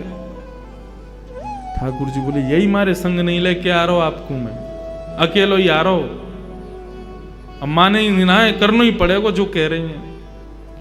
कहा करूं बताओ, बोले अपनी काली कमरी उतारो, नीचे बाकू डारो, सूरदास को बोलो कि काली कमरी पकड़ के ऊपर चढ़ के आ जाए। स्पर्श को ना कह रही हूं मैं, बस कमरी पकड़ करके नेक ऊपर खींच लियो, जैसे ऊपर आ जाएगा कमली छुड़ा के हम दोनों भाग लेंगे यहाँ से। ठाकुर जी बोले ठीक है, नीचे अपनी कमली लटकाई, बाबा ओ बाबा। जैसे सूरदास जी ने बाबा शब्द सुनो, रोम रोम नृत्य करने लगो। बोले स्वर साधारण मानव को नहीं, ये स्वर साधारण जीव को ना है सके। जा स्वर को सुनकर के रोम रोम प्रफुल्लित है रहो, जा स्वर को सुनकर के मन रूपी मयूर नृत्य कर रहा है, जा स्वर को सुनकर के नेत्रन से अश्रुपात है रहो, जा स्वर को सुनकर के हाथ पांव कंपित है रहे, ये सामान्य मानव को स्वर ना है सके। कौन है भैया, कौन बुला रहा है? अरे बाबा मैं यही पास के गांव को हूं, आप गिर गए हो नीचे, आपकी सहायता करवे आया हूं बाबा। अच्छा भैया कैसे निकालेगो बाहर? बोले मैंने अपनी काली कमली यहाँ में डाल दी है, आप बाकू पकड़ करके ऊपर चढ़ जाओ, मैं खींच लूंगा। सूरदास जी बोले हाँ भैया कितकू है? बोले इतकू है। सूरदास जी गए, जैसे ही ठाकुर जी को पटका पकड़ो, पटका में से आ रही इत्र की सुगंधी, और ये इत्र की सुगंधी वही थी जो आज श्रृंगार के दर्शन के समय गोसाई जी ने इत्र प्रदान किया, तो वही इत्र है। सूरदास जी मनी मन प्रफुल्लित है गए, बोले ओहो ये तो निश्चित ही श्याम सुंदर पधारे। जैसे ही सूरदास जी ऊपर चढ़ने लगे, अकेले कन्हैया पे खींचे नहीं, नेक से कन्हैया। ठाकुर जी बोले खड़े खड़े देख रही हो, सब हमते करवा रही हो, आओ न खींचो मुझको। सूरदास जी को ठाकुर जी खींच रहे हैं, ठाकुर जी की कमर पकड़ के किशोरी जी खींच रही। बस यही तो चाहिए किशोरी जी को, कैसे कृपा होनी चाहिए। और जैसे ही खींच करके ऊपर लाए, सूरदास बोलो बेटा आज मत चूक जाइयो, बहुत वर्षन से चूक रहो तू, आज मत चूक जाइयो, पकड़ लियो। दोनों आए, जैसे ही बाहर निकले सूरदास जी ने ऐसी स्वयं को ठोकर लगाई कि ठोकर लगाते गिरे। ठाकुर जी तो हट गए, पीछे खड़ी किशोरी जी के दोनों चरण सूरदास जी के हाथ में आ गए। और जैसे ही हाथ में चरण आए, सूरदास जी ने कस करके पकड़ लिए। अब किशोरी जी को ठाकुर जी कहते जल्दी भगो, पकड़ ले गो बाबा। जैसे ही पाम छुड़ा के भगी तो किशोरी जी की एक पाजेब सूरदास जी के हाथ में रह गई। सूरदास जी ने तुरंत अपनी कांख में दवाई ली, बस मन ही मन बड़े प्रसन्न रहे, बोले इतना ही सही बहुत है, कछु तो है मेरे पास, कभी तो आमेंगे लेवे। जैसे ही दौड़े दोनों, किशोरी जी चली, श्याम सुंदर मुझको ऐसा लगे मेरी एक पाजेब की आवाज ना आ रही। जैसे ही अपने अंग चरणन को देखो तो बोले अरे मेरो पाजेब तो वहीं रह गयो, मेरी पायल रह गई कन्हैया, चलो लेके आवेंगे। ठाकुर जी बोले दूसरी धरा दूंगो, भाई लेवे मत चलो, ना ना वही चाहिए मुझको। अरे वो साधारण ना है, मेरी सखी सहचरीन ने कैसी मिन्नत करके कैसी मेहनत करवा करके बनवाई, और मुझको बहुत प्रिय, वही चाहिए मुझको। ठाकुर जी बोले यही मारे ना लाऊं मैं तुम्हें, कितनो श्रम है रो, नेक देर में हमको सहज होनो, मंदिर में पहुंचनो, दर्शन करवे के दर्शनार्थी पधारेंगे सब, आप माने ना है। किशोरी जी बोली वही पाजेब चाहिए, चलो। ठाकुर जी गए लेकर के, दूर खड़े हैं, सूरदास जी बैठे हुए हैं, बैठ करके और प्रेम से हरि स्मरण कर रहे हैं। इतने में ठाकुर जी दूर से बोले बाबा। हाँ भैया फिरते आ गए? बोले हाँ बाबा, वो मैं यहाँ हमारे आयो कि मेरे संग में मेरी एक सखी और ही, बाकी एक पाजेब रह गई है, वो आपने धर ली है बाबा, बाकू दे दो। सूरदास जी बोले कौन सी पाजेब? बोले आपने धर ली है। अच्छा ये वाली पाजेब? बोले हाँ ये वाली। अच्छा कौन की है? बोले मेरे संग एक सखी पधारी है, मेरी सहेली है, बाकी है। बाबा बोले मोह का पतो तेरी सहेली की है कि ना है, मेरी कोई मदद करवे आयो ना एक देर पहले, बाकी पाजेब रह गई, सो मैंने धर ली कि आवेगो तो दे दूंगो। अब मोह का पतो कि जाने मेरी मदद करी, वो तो ये मुंह दिखे तो है ना। ठाकुर जी बोले अरे मैं ही हूं बाबा, मैंने ही कृपा करी, मैंने ही आपको निकारो बाहर। सूरदास जी बोले मैं ना मानू भैया, कहीं मैंने पाजेब दे दी और जाने मेरी सहायता करी, कहीं वो आगो तो और वो कहे कि मेरी पाजेब दो, तो मैं तो दुबधाम पड़ जाऊंगा, वो तो पतो ही ना है कौन की है। बोले बाबा सब छोड़ो, यूं बताओ कैसे दोगे? बोले ऐसे दूंगो, एक पाजेब मेरे पास है, एक तुम्हारे पास होगी। बोले हाँ, बाकी पहचान करा दो। बोले कैसे होगी पहचान? बोले लाओ मेरे घुटने पे जा, पाम में पाजेब है, वह पाम को धरो, मैं अपने हाथन से स्पर्श करके वह को अनुभव कर लूंगा, जैसे अनुभव हो जाएगा दूसरी पाजेब दे दूंगा। श्याम सुंदर बोले नहीं किशोरी जी ये नहीं करना है। किशोरी जी बोली चुप रहो, तुम जा रही।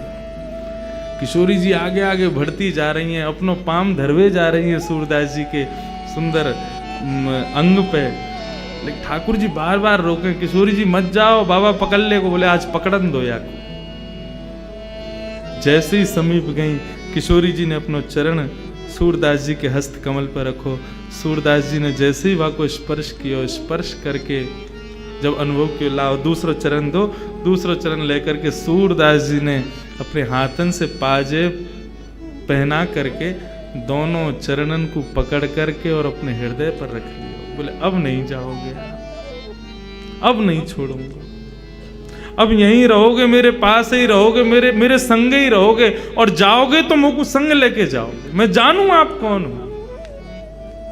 ठाकुर जी बोलो किशोरी जी मैं पहले ही कह रहे हो ना, ये बाबा माने को नहीं पकड़ ले को। किशोरी जी के नेत्र सजल है गए। बोले अब या बाबा को समय आ गयो, लाल जी या को दर्शन दो। ठाकुर जी गए सन्मुख। बोले बाबा कहा चाहिए? बोले कछु ना चाहिए, केवल हरि दर्शन की प्यासी अखियां। बस आप दोनों के युगल स्वरूप को दर्शन कर लूं, मेरा जीवन वही में ही आनंदित है जाएगा। श्याम सुंदर ने अपने हाथन से जैसे ही सूरदास जी के नेत्रन को स्पर्श किया, बोले बाबा नेत्र खोल करके देखो। जैसे ही सूरदास जी ने नेत्र खोले हैं, सामने युगल स्वरूप खड़ो भयो है। सूरदास जी पर कृपा करवे के काजे दोनों श्यामा श्याम खड़े करके मंगल दर्शन प्रदान कर रहे हैं। सूरदास जी एक एक अंग को दर्शन कर रहे हैं, आनंदित है रहे हैं, नृत्य कर रहे हैं, झूम रहे हैं, गा रहे हैं, बार बार प्रणतिपात निवेदन करके प्रणाम कर रहे हैं। ऐसा सुंदर युगल स्वरूप को दर्शन करके सूरदास जी आनंदित है गए। दोनों से कही अपने बरदस्त मेरे सिर पर धर दो, अपने चरणन की रज मेरे माथे से लगाए दो और मुंह पे कृपा कर दो। कहा कृपा करें? कर तो दई, दर्शन दे तो दिए। सूरदास जी बोले ना, मुंह को फिर से नेत्रहीन बनाए दो। जिन नैनन में आप बस गए, उन नैनन से अब दुनिया को ना देखना चाहूं मैं। आप कृपा करके मुंह को फिर से नेत्रहीन बनाए दो। ऐसी करुणामयी हैं श्री किशोरी जी। श्री किशोरी जी की ऐसी अद्भुत कृपा। ठाकुर जी के पास मुंदरी मिल गई। ठाकुर जी उदास होके वहां से चले गए। अब जैसी ठाकुर जी वहां से गए, ललता विशाखा ने किशोरी जी को रोको, बोले आप नहीं जाओगे। ठाकुर जी बोले अब कहां जाऊं? क्यों? ग्वाल बालन के पास गए हो तो ये सबरी जाकर के माऊ बता देंगे कि मुंदरी मेरे पास मिल गई, और यदि मैं घर गए तो मैया ते जाके बता देंगे कि यानी किशोरी जी की मुंदरी चुराई। ठाकुर जी बोले ना यहां जा सके ना वहां जा सके, कहां जाएं? बोले तो सो जाओ। और महाराज एक कदम्ब की छांव के नीचे ठाकुर जी सुंदर सेज बना करके और वहां सो गए। ऐसे ढीठ हैं हमारे कन्हैया, चोरी पकड़ी गई है, उन्हें नींद आ रही है, सो गए वृक्ष के नीचे जाके, चिंता विहीन हो गए। कोई बात नहीं, पकड़े गए तो पकड़े गए, अपने इनके बीच में ही तो पकड़ोगे हूं, कोई बाहर के इन्हें तो ना पकड़ो। सो गए। अब तो महाराज ललिता विशाखा समस्त सखियों को किशोरी जी डांट रही हैं। बोले तुमको शर्म नहीं आती है, और वो श्याम सुंदर को इतना श्रम करा दियो, ऐसे ऐसी बात उनसे कह दी तुमने, बेचारे रूठ के यहाँ से चले गए, चलो उनको मनावे चलो।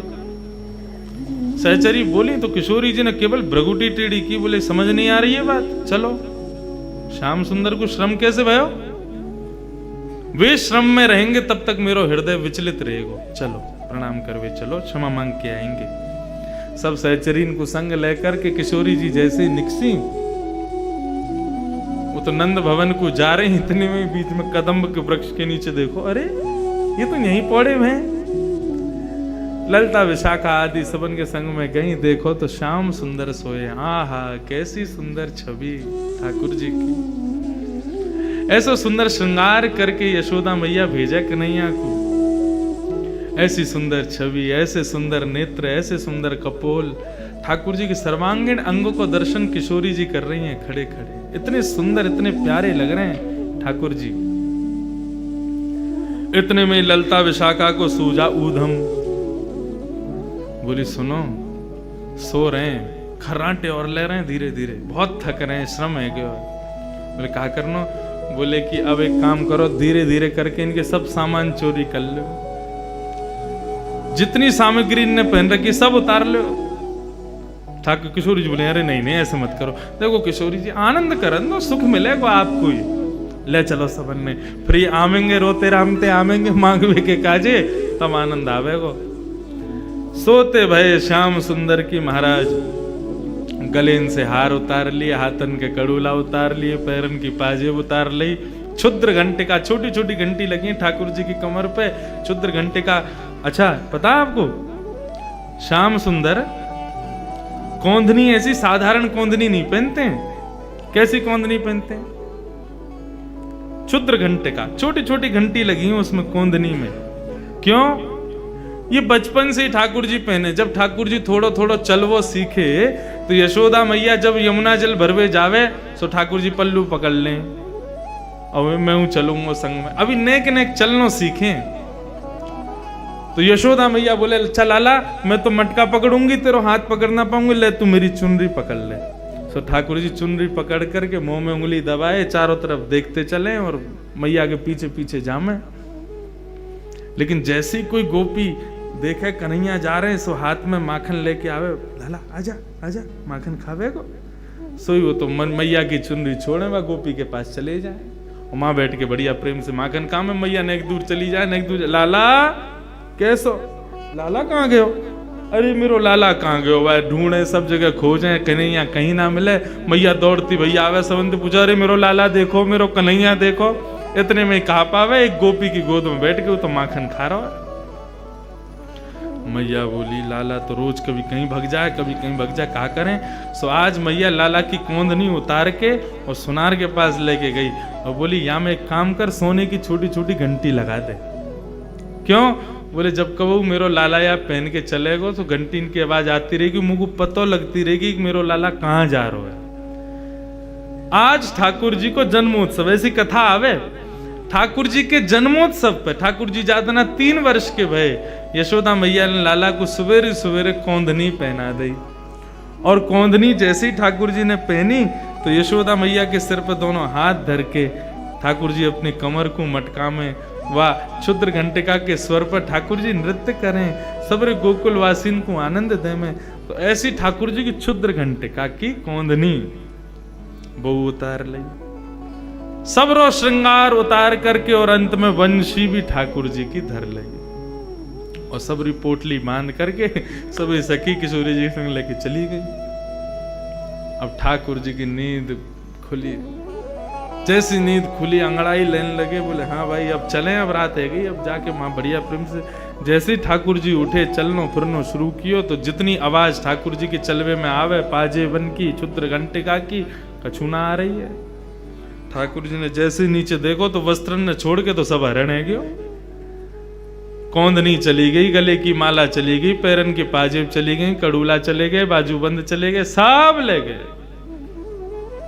ठाकुर जी बोले ये एक को ही काम है सके, ये वही जरूर विशाखा ललिता ने ये किया होगा। ठाकुर जी पहुंच गए और चेहरे पर ऐसा आंखें लाल पड़ रही हैं क्रोध के कारण ठाकुर जी की, और गए विशाखा से जाके बोले दे दे।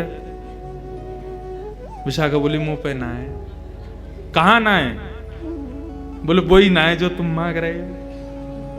ठाकुर जी बोले मुझे सब पता हो तेरे पास है, तू दे दे। बोले जब हमने प्रेम से मांगी तुमने दी, तो तेने कोई कसर भी ना छोड़ी किशोरी के सामने, जो मेरी तेने भद्रा उतारी का है वो हमें कोई कसर भी ना छोड़ी है तेने। अब दे दे प्रेम ते, देख मैया बहुत मारेगी मुंह। तेने वो सोने की क्षुद्र घंटिका तक निकाल ली मेरी। अरे मैंने तो केवल एक मुंदरी उतारी, तेने पूरा श्रृंगार ही उतार लियो मेरो, चल वापस दे। बोले यदि तुम नंद के लाला हो और यशोदा के छलिया हो और तुम में यदि तुम बहुत अपने आप को बहुत बड़ा कुछ मानो, कुछ समझो, तो लेके दिखाओ। ठाकुर जी बोले ये तो चैलेंज दे दियो यार। ठाकुर जी बोले तो फिर ठीक है, हम नंद के लाला नहीं, हम यशोदा के लाला नहीं, हम नंदगाम के छोरा नहीं, यदि हमने तुम्हारे हाथन से अपनो सारो श्रृंगार लियो नहीं तो आएंगे लौट के, बदला तो लेंगे। विशाखा बोली हाँ देख लेंगे, आ जाइयो। अब जैसे ही महाराज ठाकुर जी गए और ठाकुर जी ने जाकर के अपनो सखी वेश धारण कियो, स्वयं को सखी बनायो, अपनी धोती बगलबंदी सब उतार करके सुंदर साड़ी पहनी और जो भी सखी पहने वो सब पहनो, मांग में सिंदूर भर के सुंदर चुनरी सी लगा के मुंह में दबा करके बिल्कुल सखी रूप भेष धारण करके बिल्कुल कटीले नेत्र तो ठाकुर जी के ही श्रृंगार ऐसा सुंदर कियो। हे कृष्ण लला तुम होते लली तो गरे कट जाते करोड़न के। लाला हैं तो कोई कमी छोड़े ना, लाली बन जाएंगे तो काहल करेंगे, और लाली बन गए ठाकुर जी। और लाली बनकर के यमुना के किनारे बैठ कर के और ऐसो भाव धारण कियो, ऐसो भाव धारण कियो, जोर जोर से रोमे, आंखन से आंसू बहमे, कभी यहां गिरे कभी पल्लंग को गिरे, ऐसे गिरते पड़ते महाराज ऐसी दयनीय स्थिति बना ली अपनी। रोते रामते पहुंच गए सबरी सखीन के पास। ललिता विशाखा बोली, अरे अरे बहन, अरे इतनी गिरती पड़ती आ रही है, अरे बहन कौन है बहन, जाके संभालो। ठाकुर जी बोले, मैं कृष्ण विरहिणी हूं, कृष्ण विरह में व्याप्त हूं, जब तक कन्हैया को दर्शन ना होगो मेरो मन ऐसे ही विचलित रहेगो। मुझको श्याम सुंदर के दर्शन कराओ, अरे कोई नंद नंदन के दर्शन कराओ, अरे कोई भाई यशोदा नंदन के दर्शन कराओ, यदि मुझको दर्शन नहीं भयो तो आज ही प्राण निकल जाएंगे। ऐसे रो में ललिता विशाखा के कंधा पे सिर धर धर के रो में ठाकुर जी। अरे बा छलिया के चक्कर में काई को पड़ गई तू, वो तो ऐसा है वैसा हो, बाकी बुराई, मैं बुराई ना सुन सकूं, मोते मत करो नहीं तो मेरे प्राण निकल जाएंगे। मुझको श्याम सुंदर के दर्शन कराओ, अरे कोई तो ले आओ मेरे सामने। कृष्ण नाम जबते श्रवण सुनो, रियाली भूरी री भवन में तो बाबरी भई रे। अपने ही भाव को स्वयं ठाकुर जी जो उनके विरह में होता है, वही ठाकुर जी अपने ही विरह में रुदन कर रहे हैं, रुदन कर रहे थे। ललिता विशाखा बोली, भैया या की स्थिति तो बहुत दयनीय है, नेका देर में आगे प्राण निकल जाएंगे, यदि कोई या को दर्शन नहीं कराया तो कहा करें। इतने में ललिता बोली, बोले एक युक्ति है। बोले कहा, कन्हैया को पूरा श्रृंगार धरो हमारे पास। बोले हाँ, किशोरी जी को आज श्याम सुंदर बना दे, संपूर्ण कन्हैया को श्रृंगार आज किशोरी जी को चढ़ा करके और उन्हीं को श्याम सुंदर बना करके या की बिचारी के प्राण बचाए लेंगे। ये कृष्ण वीरेन, अब कन्हैया कौन पकड़ के लाबो, तो वैसे ही रूठो बैठो हमते, कन्हैया तो ला ना सके, आज किशोरी जी को श्याम सुंदर बना मैं। और महाराज समस्त गोपी गई और जाकर के वो सबरी पोटली खोली, ठाकुर जी को सबरो श्रृंगार निकालो, किशोरी जी से बोली आओ बैठो, और सबरे महाराज वस्त्र नीचे पजम्मी पहनाई, ऊपर बगलबंदी पहनाई और बना करके पूरा कृष्ण स्वरूप धारण करायो। किशोरी जी को टिपारो जैसे ही धरायो है, सिर पर जैसे कन्हैया अपनो स्वरूप धारण करें वैसो स्वरूप श्री किशोरी जी को धारण करायो है समस्त गोपीन ने।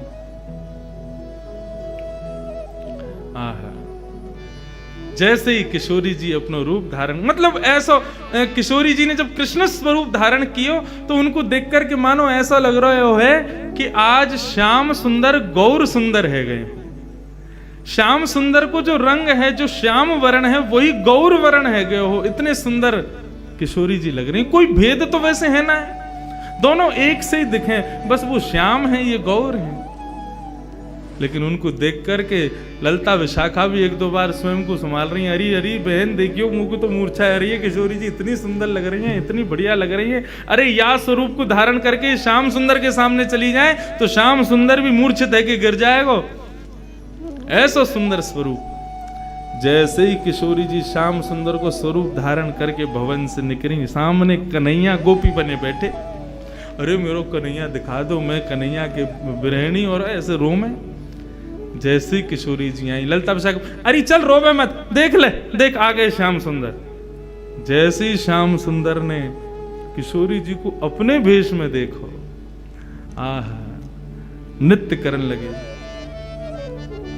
मैं तो तुम्हारे दरस के काजे कब से भटक रही हूं, मेरे प्राण कर जाएंगे, कन्हैया आके मुंह को हृदय से लगाए लो।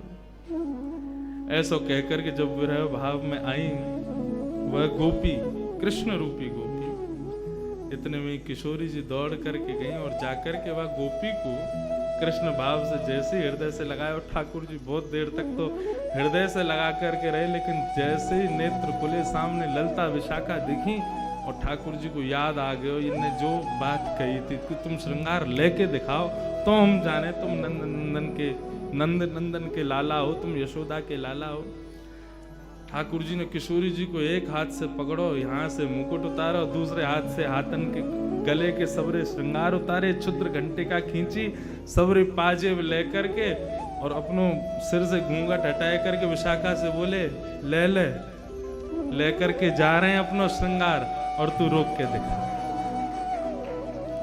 ललिता विशाखा पीछे पीछे दौड़ी, श्याम सुंदर लेकर के अपना श्रृंगार दौड़ करके भागन लगे नंद भवन की ओर, लेकिन किशोरी जी को तो वही रूप, वही भाव, वही स्वरूप वो ठाकुर जी के चित्त में बस गए। ऐसा भाव हम सुने कि ठाकुर जी कभी कभी कुंज में विराज करके किशोरी जी को श्रृंगार करें, किशोरी जी ठाकुर जी को श्रृंगार करें। ये श्रृंगार में कहा करें, यही करें, ठाकुर जी किशोरी जी को श्याम सुंदर बनावे और श्याम सुंदर किशोरी जी को, ठाकुर जी किशोरी जी को श्याम सुंदर बनावे और किशोरी जी श्याम सुंदर को श्री किशोरी बनावे, और दोनों एक दूसरे को भाव, एक दूसरे को श्रृंगार, वही सब धारण करके संपूर्ण लीला को संवरण करें, और यही से हम सबन को सुख प्राप्त हो। ऐसी ये ठाकुर जी की निभृत निकुंज की लीला है। आप कहेंगे यहां तो ललिता विशाखा भी है। ललिता विशाखा बाह्य रूप से है, लेकिन किशोरी जी की मनोदशा और ठाकुर जी की मनोदशा जो है वो निभृत निकुंज की है।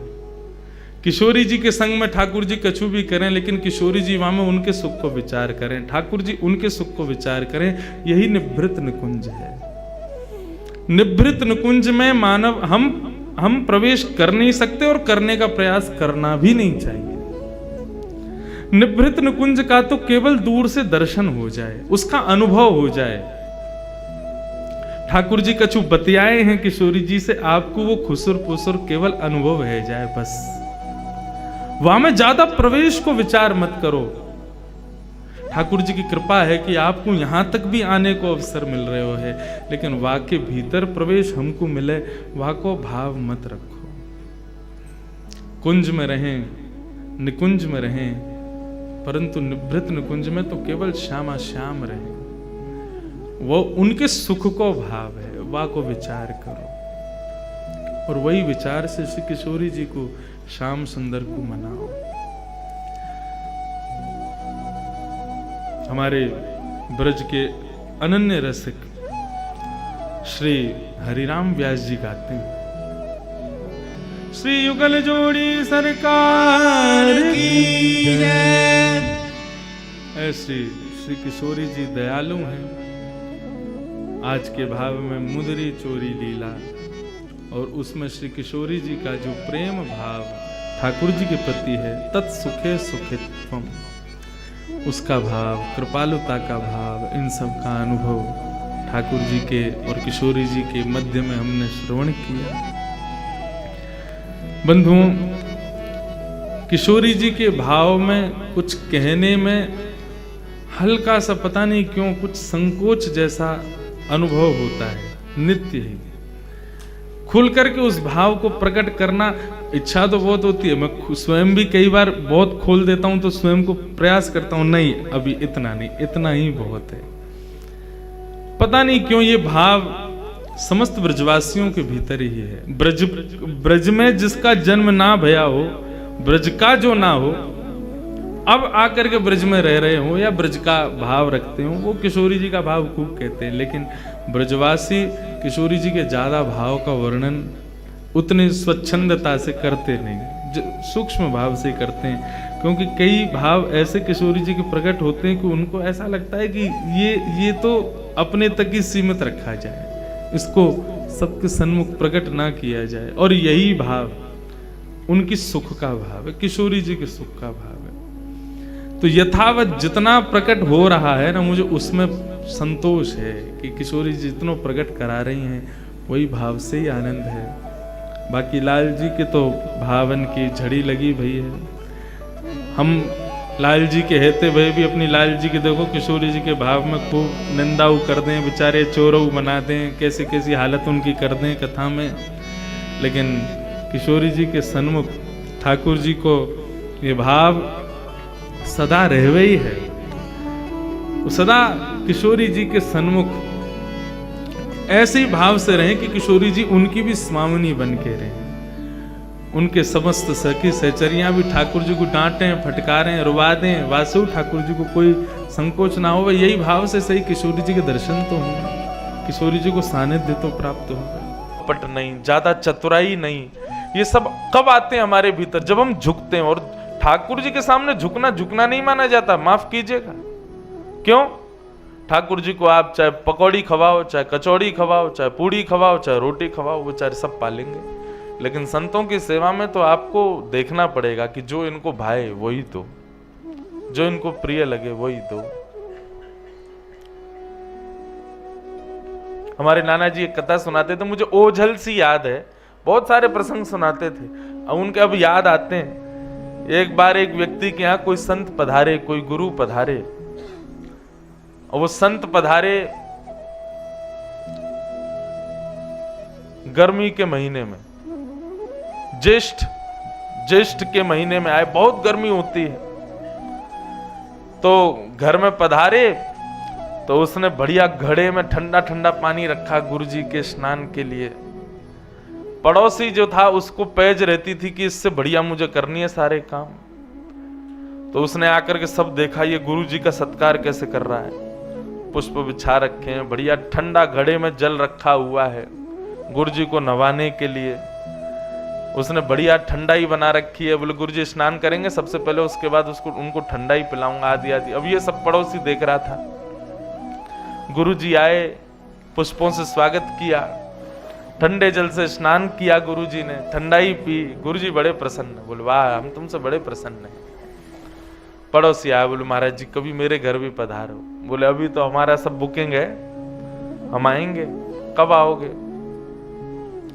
बोले तुम्हारे आएंगे शिशिर में, ठंडी में आएंगे। ठीक है। सोच लो क्या हुआ होगा। गुरुजी के लिए ठंडे घड़े में जल भर के रखे, गुरुजी आएंगे इसी से स्नान करेंगे, और फिर गुरुजी के लिए बढ़िया उसने ठंडाई बना के रखी है, गुरुजी को यही पिलाएंगे।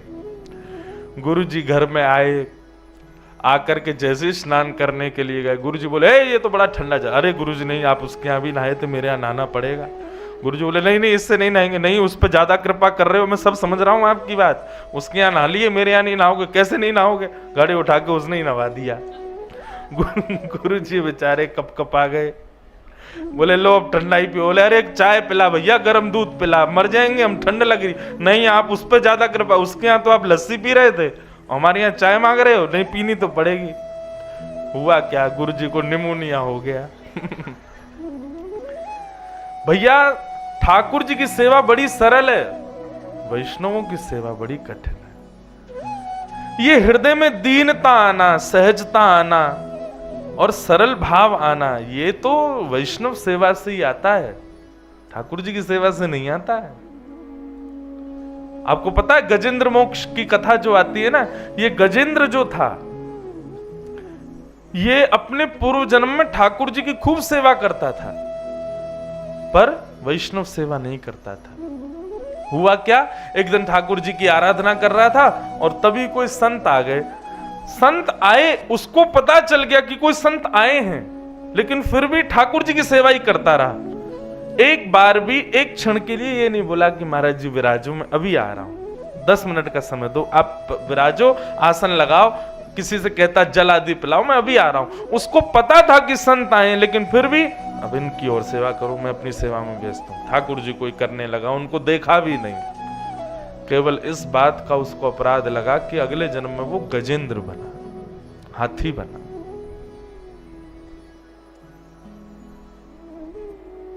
वैष्णव अपराध बंधुओं कभी ना बने हमसे।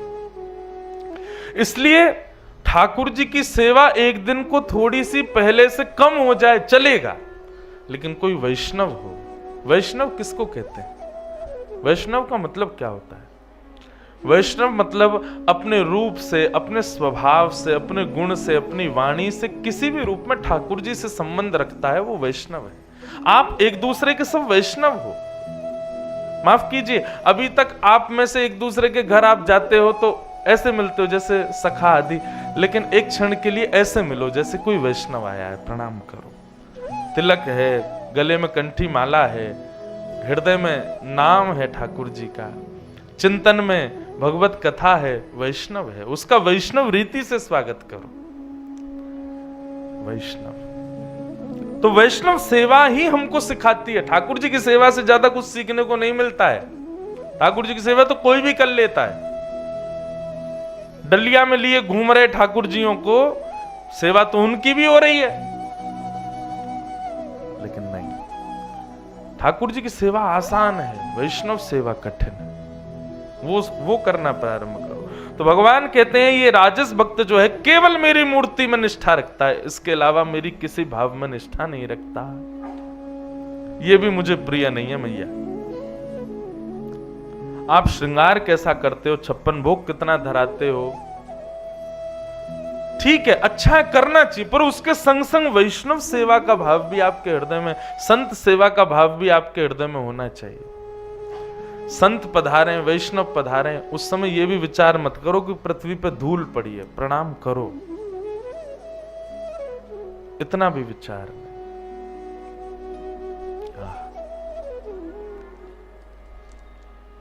एक कथा आती है, एक सूरध्वज नाम के भक्त थे भगवान के, हमारे वृंदावन के पहले दूसरे ठाकुर श्री मदन मोहन जी। मदन मोहन जी का हम नित्य स्मरण करते हैं। अब कहां विराजते हैं मदन मोहन जी? करौली। मैंने आज तक दर्शन नहीं किए मदन मोहन जी के, लेकिन मदन मोहन जी का इतना यश गाया है, इतने गुण गाए हैं कि मदन मोहन जी चित्त में विराज रहे हैं। ध्यान से सुनना। तो सूरध्वज जी जो थे ये मदन मोहन लाल जी के परम भक्त, इनकी निष्ठा ऐसी थी कि ये अष्टयाम सेवा के हर आरती का दर्शन करते थे। श्री मदन मोहन जी की मंगला से लेकर के शयन तक एक भी आरती छोड़ते नहीं थे श्री मदन मोहन जी की। एक बार मदन मोहन जी ठाकुर जी के सामने खड़े होकर के सूरध्वज जी गा रहे थे, बोले कि हे नाथ मुझ पर अनंत कृपा करो। बोले कैसी कृपा चाहिए? बोले संतन की पनिहन को अर्चक कहां, हे नाथ मुझ पर ऐसी कृपा करो कि वैष्णवों की सेवा में मेरी रुचि बढ़े, वैष्णवों की जो चरण धूली है, उनकी जो पनहियां हैं, उनके जो चरण की पादुका है, उसके प्रति मेरी बड़ी निष्ठा हो जाए नाथ, ऐसी कृपा करो। रोज गाते थे श्री सूरध्वज जी। एक दिन एक संत खड़े खड़े उनकी बात सुन रहे थे, एक दिन, 2 दिन, 5 दिन से रोज सुन रहे थे। बोले रोज मदन मोहन जी से कहते हैं कि संतन की पनही को अर्चक कहाऊं, संतों की पनहिया का मैं अर्चक बन जाऊं, ऐसी कृपा करो। बोले ये केवल बोलते हैं, केवल बातें हैं, कर नहीं सकते। और संत ने परीक्षा लेने के लिए अगले दिन उनके साथ एक लीला की। क्या? सुबह मंगला में संत पहुंच गए और संत जाकर के मदन मोहन जी के द्वार पर खड़े होकर के कभी इधर घूमे कभी इधर घूमे।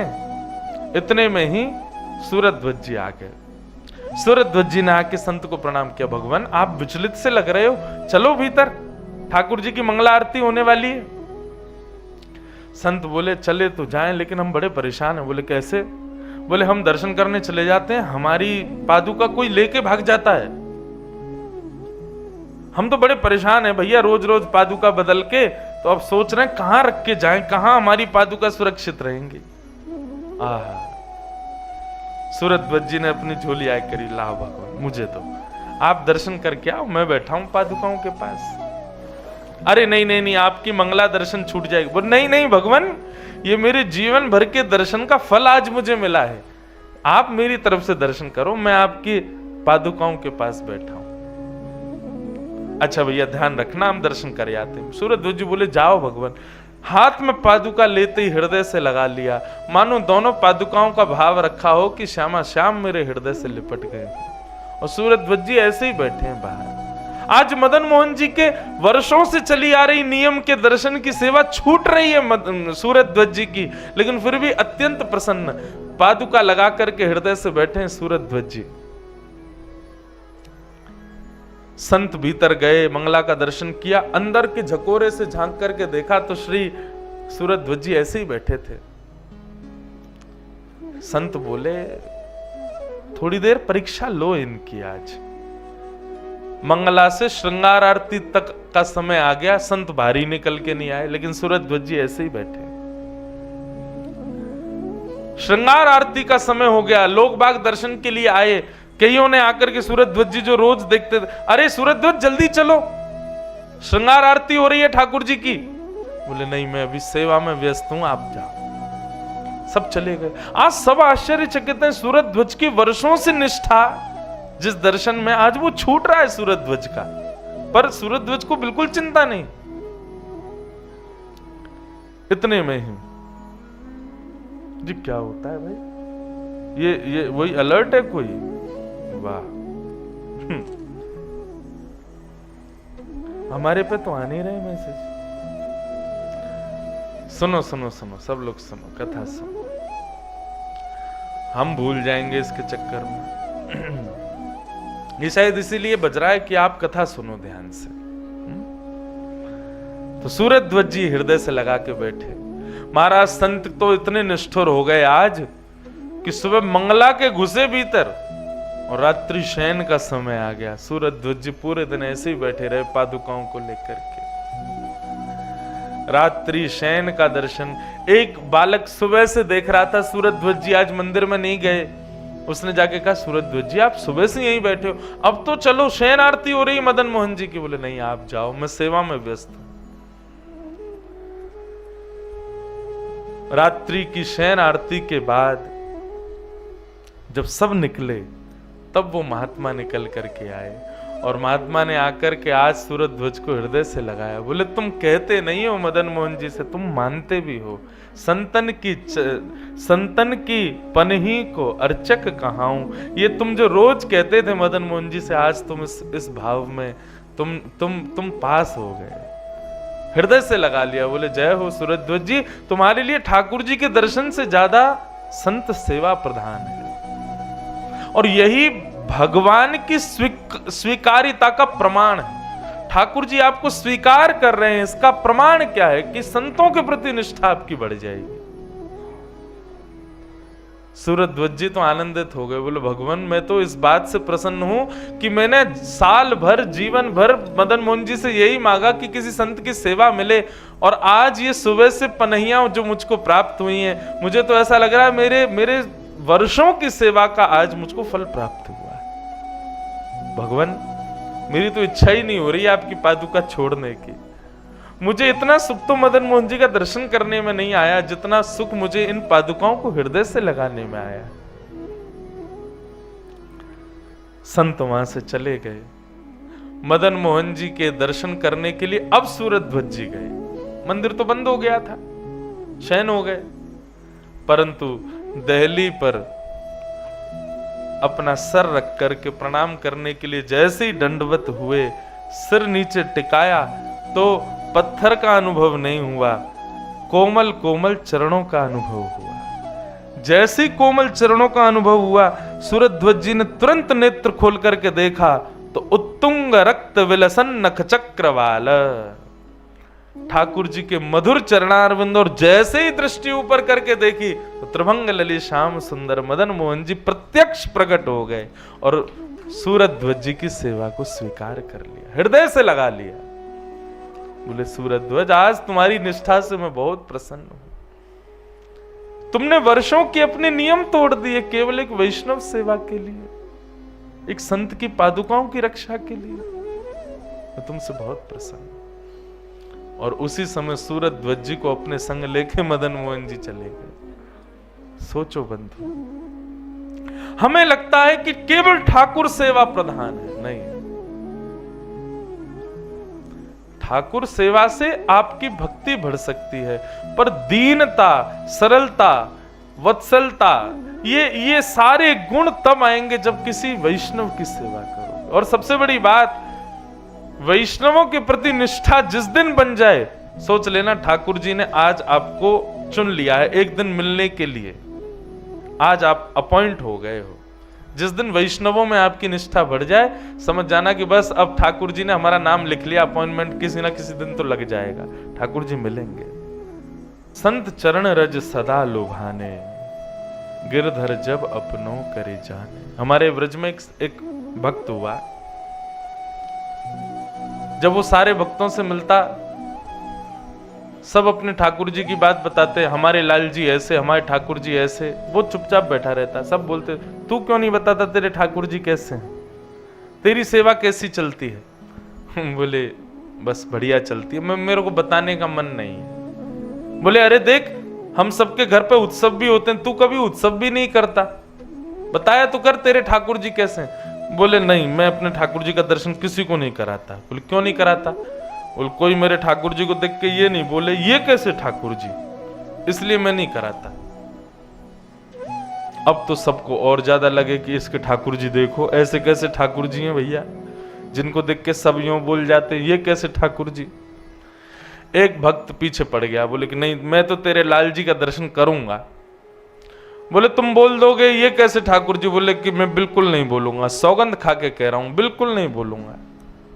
तो चलो लेके गया कुटिया में। तो जैसे कुटिया में लेके गया तो एक सिंहासन पर एक छोटा सा मटका रखा था, और मटके के ऊपर चंदन लगा, रोरी लगी, माला लगी, सब बढ़िया सजा धजा के वो मटका रखा था। बोले कहाँ है ठाकुर जी? बोले जे बैठे। मटके को दिखाया, बोले ये रहे।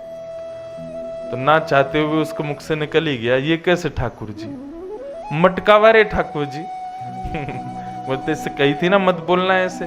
बोले अरे भैया यार गलती हो गई, लेकिन बता तो सही ये कैसे ठाकुर जी हैं? मटका? बोले मटका नहीं है, हमारे वृंदावन में जितने भी संत आते हैं ना, और जब वो चल के चले जाते हैं तो उनकी रज में इकट्ठी करके इसमें भर लेता हूं, और उन्हीं संतों की चरण रज को मैं नित्य अपने श्यामा श्याम के रूप में देख करके, बोले इसमें कुछ कण सफेद हैं वो श्री किशोरी जी हैं, कुछ कण श्याम हैं वही श्याम सुंदर हैं। मैं रोज इन्हीं की अर्चना करता हूँ, और इसी से रज निकाल के माथे से, गले से, मुख में लेके, और इसी के सामने बैठ के सेवा करता हूँ। ऐसी संत सेवा बंधुओं, वैष्णव संत वृंद, भक्त वृंद, विप्र वृंद, ब्रजवासी वृंद, इन सब में अवगुण देखना ये एक प्रकार से हमारी भक्ति का लेश है। हमारी भक्ति उसी दिन से कम होने लग जाएगी जिस दिन आप उनमें अवगुण देखो। ठीक है, किसी से हर तरीके के लोग हैं भाई। रावण भी जब आया था सीता जी का हरण करने, संत ही बन के आया। तो आजकल कलयुग में बड़ा खतरनाक है, संत वेश में रावण भी घूमते हैं, परंतु हम इतने विवेकी तो बन सकते हैं कि हमारी दृष्टि पता कर लेगी कौन वास्तविक है कि कौन असाधारण है। सत्संग क्या करता है? बिनु सत्संग विवेक न होई, राम कृपा बिन सुलभ न सोई। यही विवेक देता है सत्संग, कि हमारी दृष्टि पड़े और देखते ही हम समझ जाएं कि ये वास्तविक है। परंतु एक बात और बताएं, सत्संग इतना विवेक भी देता है कि यदि कोई पाखंडी बन के केवल संत घूम रहा है तो उसके प्रति भी हीन भाव ना आवे, उसकी भी भेष का सम्मान हो। क्या जानकी जी को नहीं पता था कि ये रावण है? खूब स्पष्ट उनको, वो जानकी हैं, राम वल्लभा हैं, उनको सब पता है, लेकिन केवल भेष के कारण सीता जी ने हरण करने दिया। रावण की ताकत कर ले ना, केवल भेष सीता जी ने उसका सम्मान किया कि संत भेष में आया है। ऐसी बंधुओं, भेष का, स्वरूप का और वास्तविक संतों का, इन सबका बोध सत्संगी कराता, वही विवेक है। और यही विवेक राम जी की कृपा के बिना नहीं मिलता। इसलिए आपको प्राप्त हो रहा है तो निश्चित है ठाकुर जी की कृपा है। संत वैष्णवों को देखो और उनको प्रणाम करो। तो भगवान कह रहे हैं कि राजस भक्त जो होता है ये केवल मेरी मूर्ति में निष्ठा रखता है, मेरे वैष्णव संत वृंद भक्तों में कोई इसकी निष्ठा नहीं।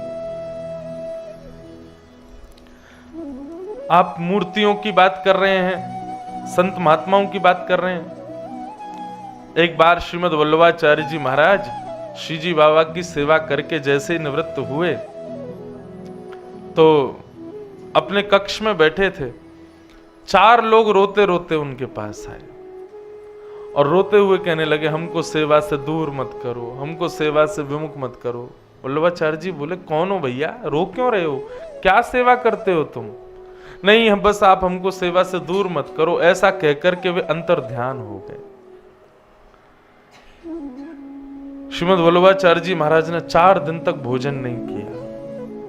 सबने आकर के प्रणाम करके निवेदन किया, बोले भगवान आप प्रसाद ग्रहण नहीं कर रहे, कारण क्या है? तब उन्होंने बताया 4 दिन पहले 4 लोग आके रो रहे थे मेरे आगे, हमको सेवा से दूर मत करो। सबने पूछा कौन थे वो? बोले कि मुझे चिंतन में फिर बाद में समझ आया कि श्री जी बाबा की रसोई बनती है ना, तो उसमें चावल धोए जा रहे थे, और धोते समय जब चावल का मांड अलग किया गया, पानी अलग किया गया, उसमें 4 दाने चावल के भी नाली में चले गए, और वे चारों रोते रोते मेरे सामने आए कि हमको सेवा से दूर मत करो। हम भोग लगी वस्तु को ऐसी छोड़ देते हैं। अरे भैया, ये अन्न के कण भी, जड़ चेतन हर वस्तु ठाकुर जी की सेवा में प्रस्तुत होती है।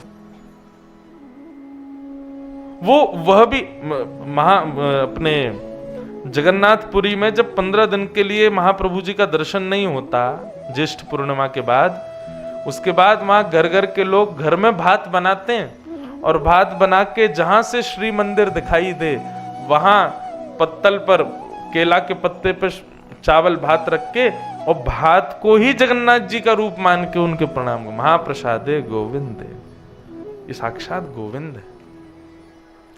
सोचो, यहां पर ठाकुर जी के सन्मुख पधराने वाली सब्जी दाल चावल तक को वैष्णव माना जाता है।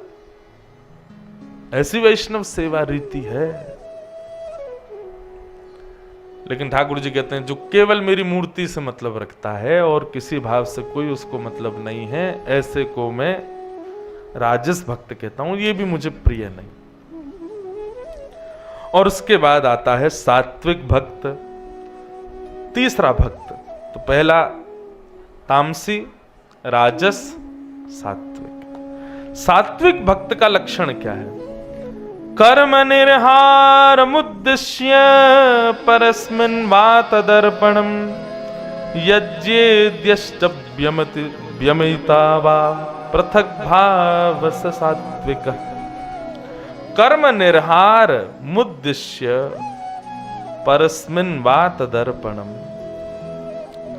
भगवान कह रहे हैं जो प्रत्येक क्रिया कर्म करने के बाद में श्रेय मुझको देता है, कोई उपलब्धि उसने प्राप्त की, संसार के लोग तो आके उसको बधाइयां दे रहे थे, भैया तुमने इतनी बड़ी उपलब्धि प्राप्त की, परंतु वो नेत्र बंद करके मेरा स्मरण करे, बोले ठाकुर जी सब आपकी कृपा है, हमने कुछ नहीं किया, सब नाथ की कृपा है, हमारे वश में कुछ भी नहीं है। कोई उसकी योग्यताओं की प्रशंसा करे, उसके कर्म की प्रशंसा करे, उसके श्रेष्ठ भावों की प्रशंसा करे, वो हर स्थिति में केवल यही भाव रखता है कि नहीं, केवल कृपा है, मेरे पास तो ये योग्यता है ही नहीं, ठाकुर जी ने मुझ पर कृपा कर दी है। तद अर्पणम, अपनी प्रत्येक क्रिया का अर्पण मेरे चरणों में करते। कोई भी काम बन गया, कोई क्रिया बन गई, कोई उससे श्रेष्ठ भाव हो गया, सबके पीछे केवल यही रखे ठाकुर जी ने कराया है।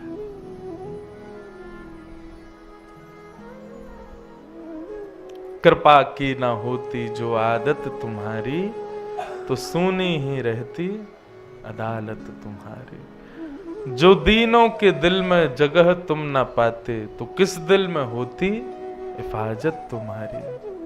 कृपा की ना होती जो आदत तुम्हारी। ठाकुर जी बड़े कृपालु, उनकी कृपा से ही हम सब क्रिया कर रहे हैं। मैं अपनी कथा करने के बाद में ये विचार करूं, मैंने कथा सुनाई और मेरी कथा से इनको इतना आनंद आया,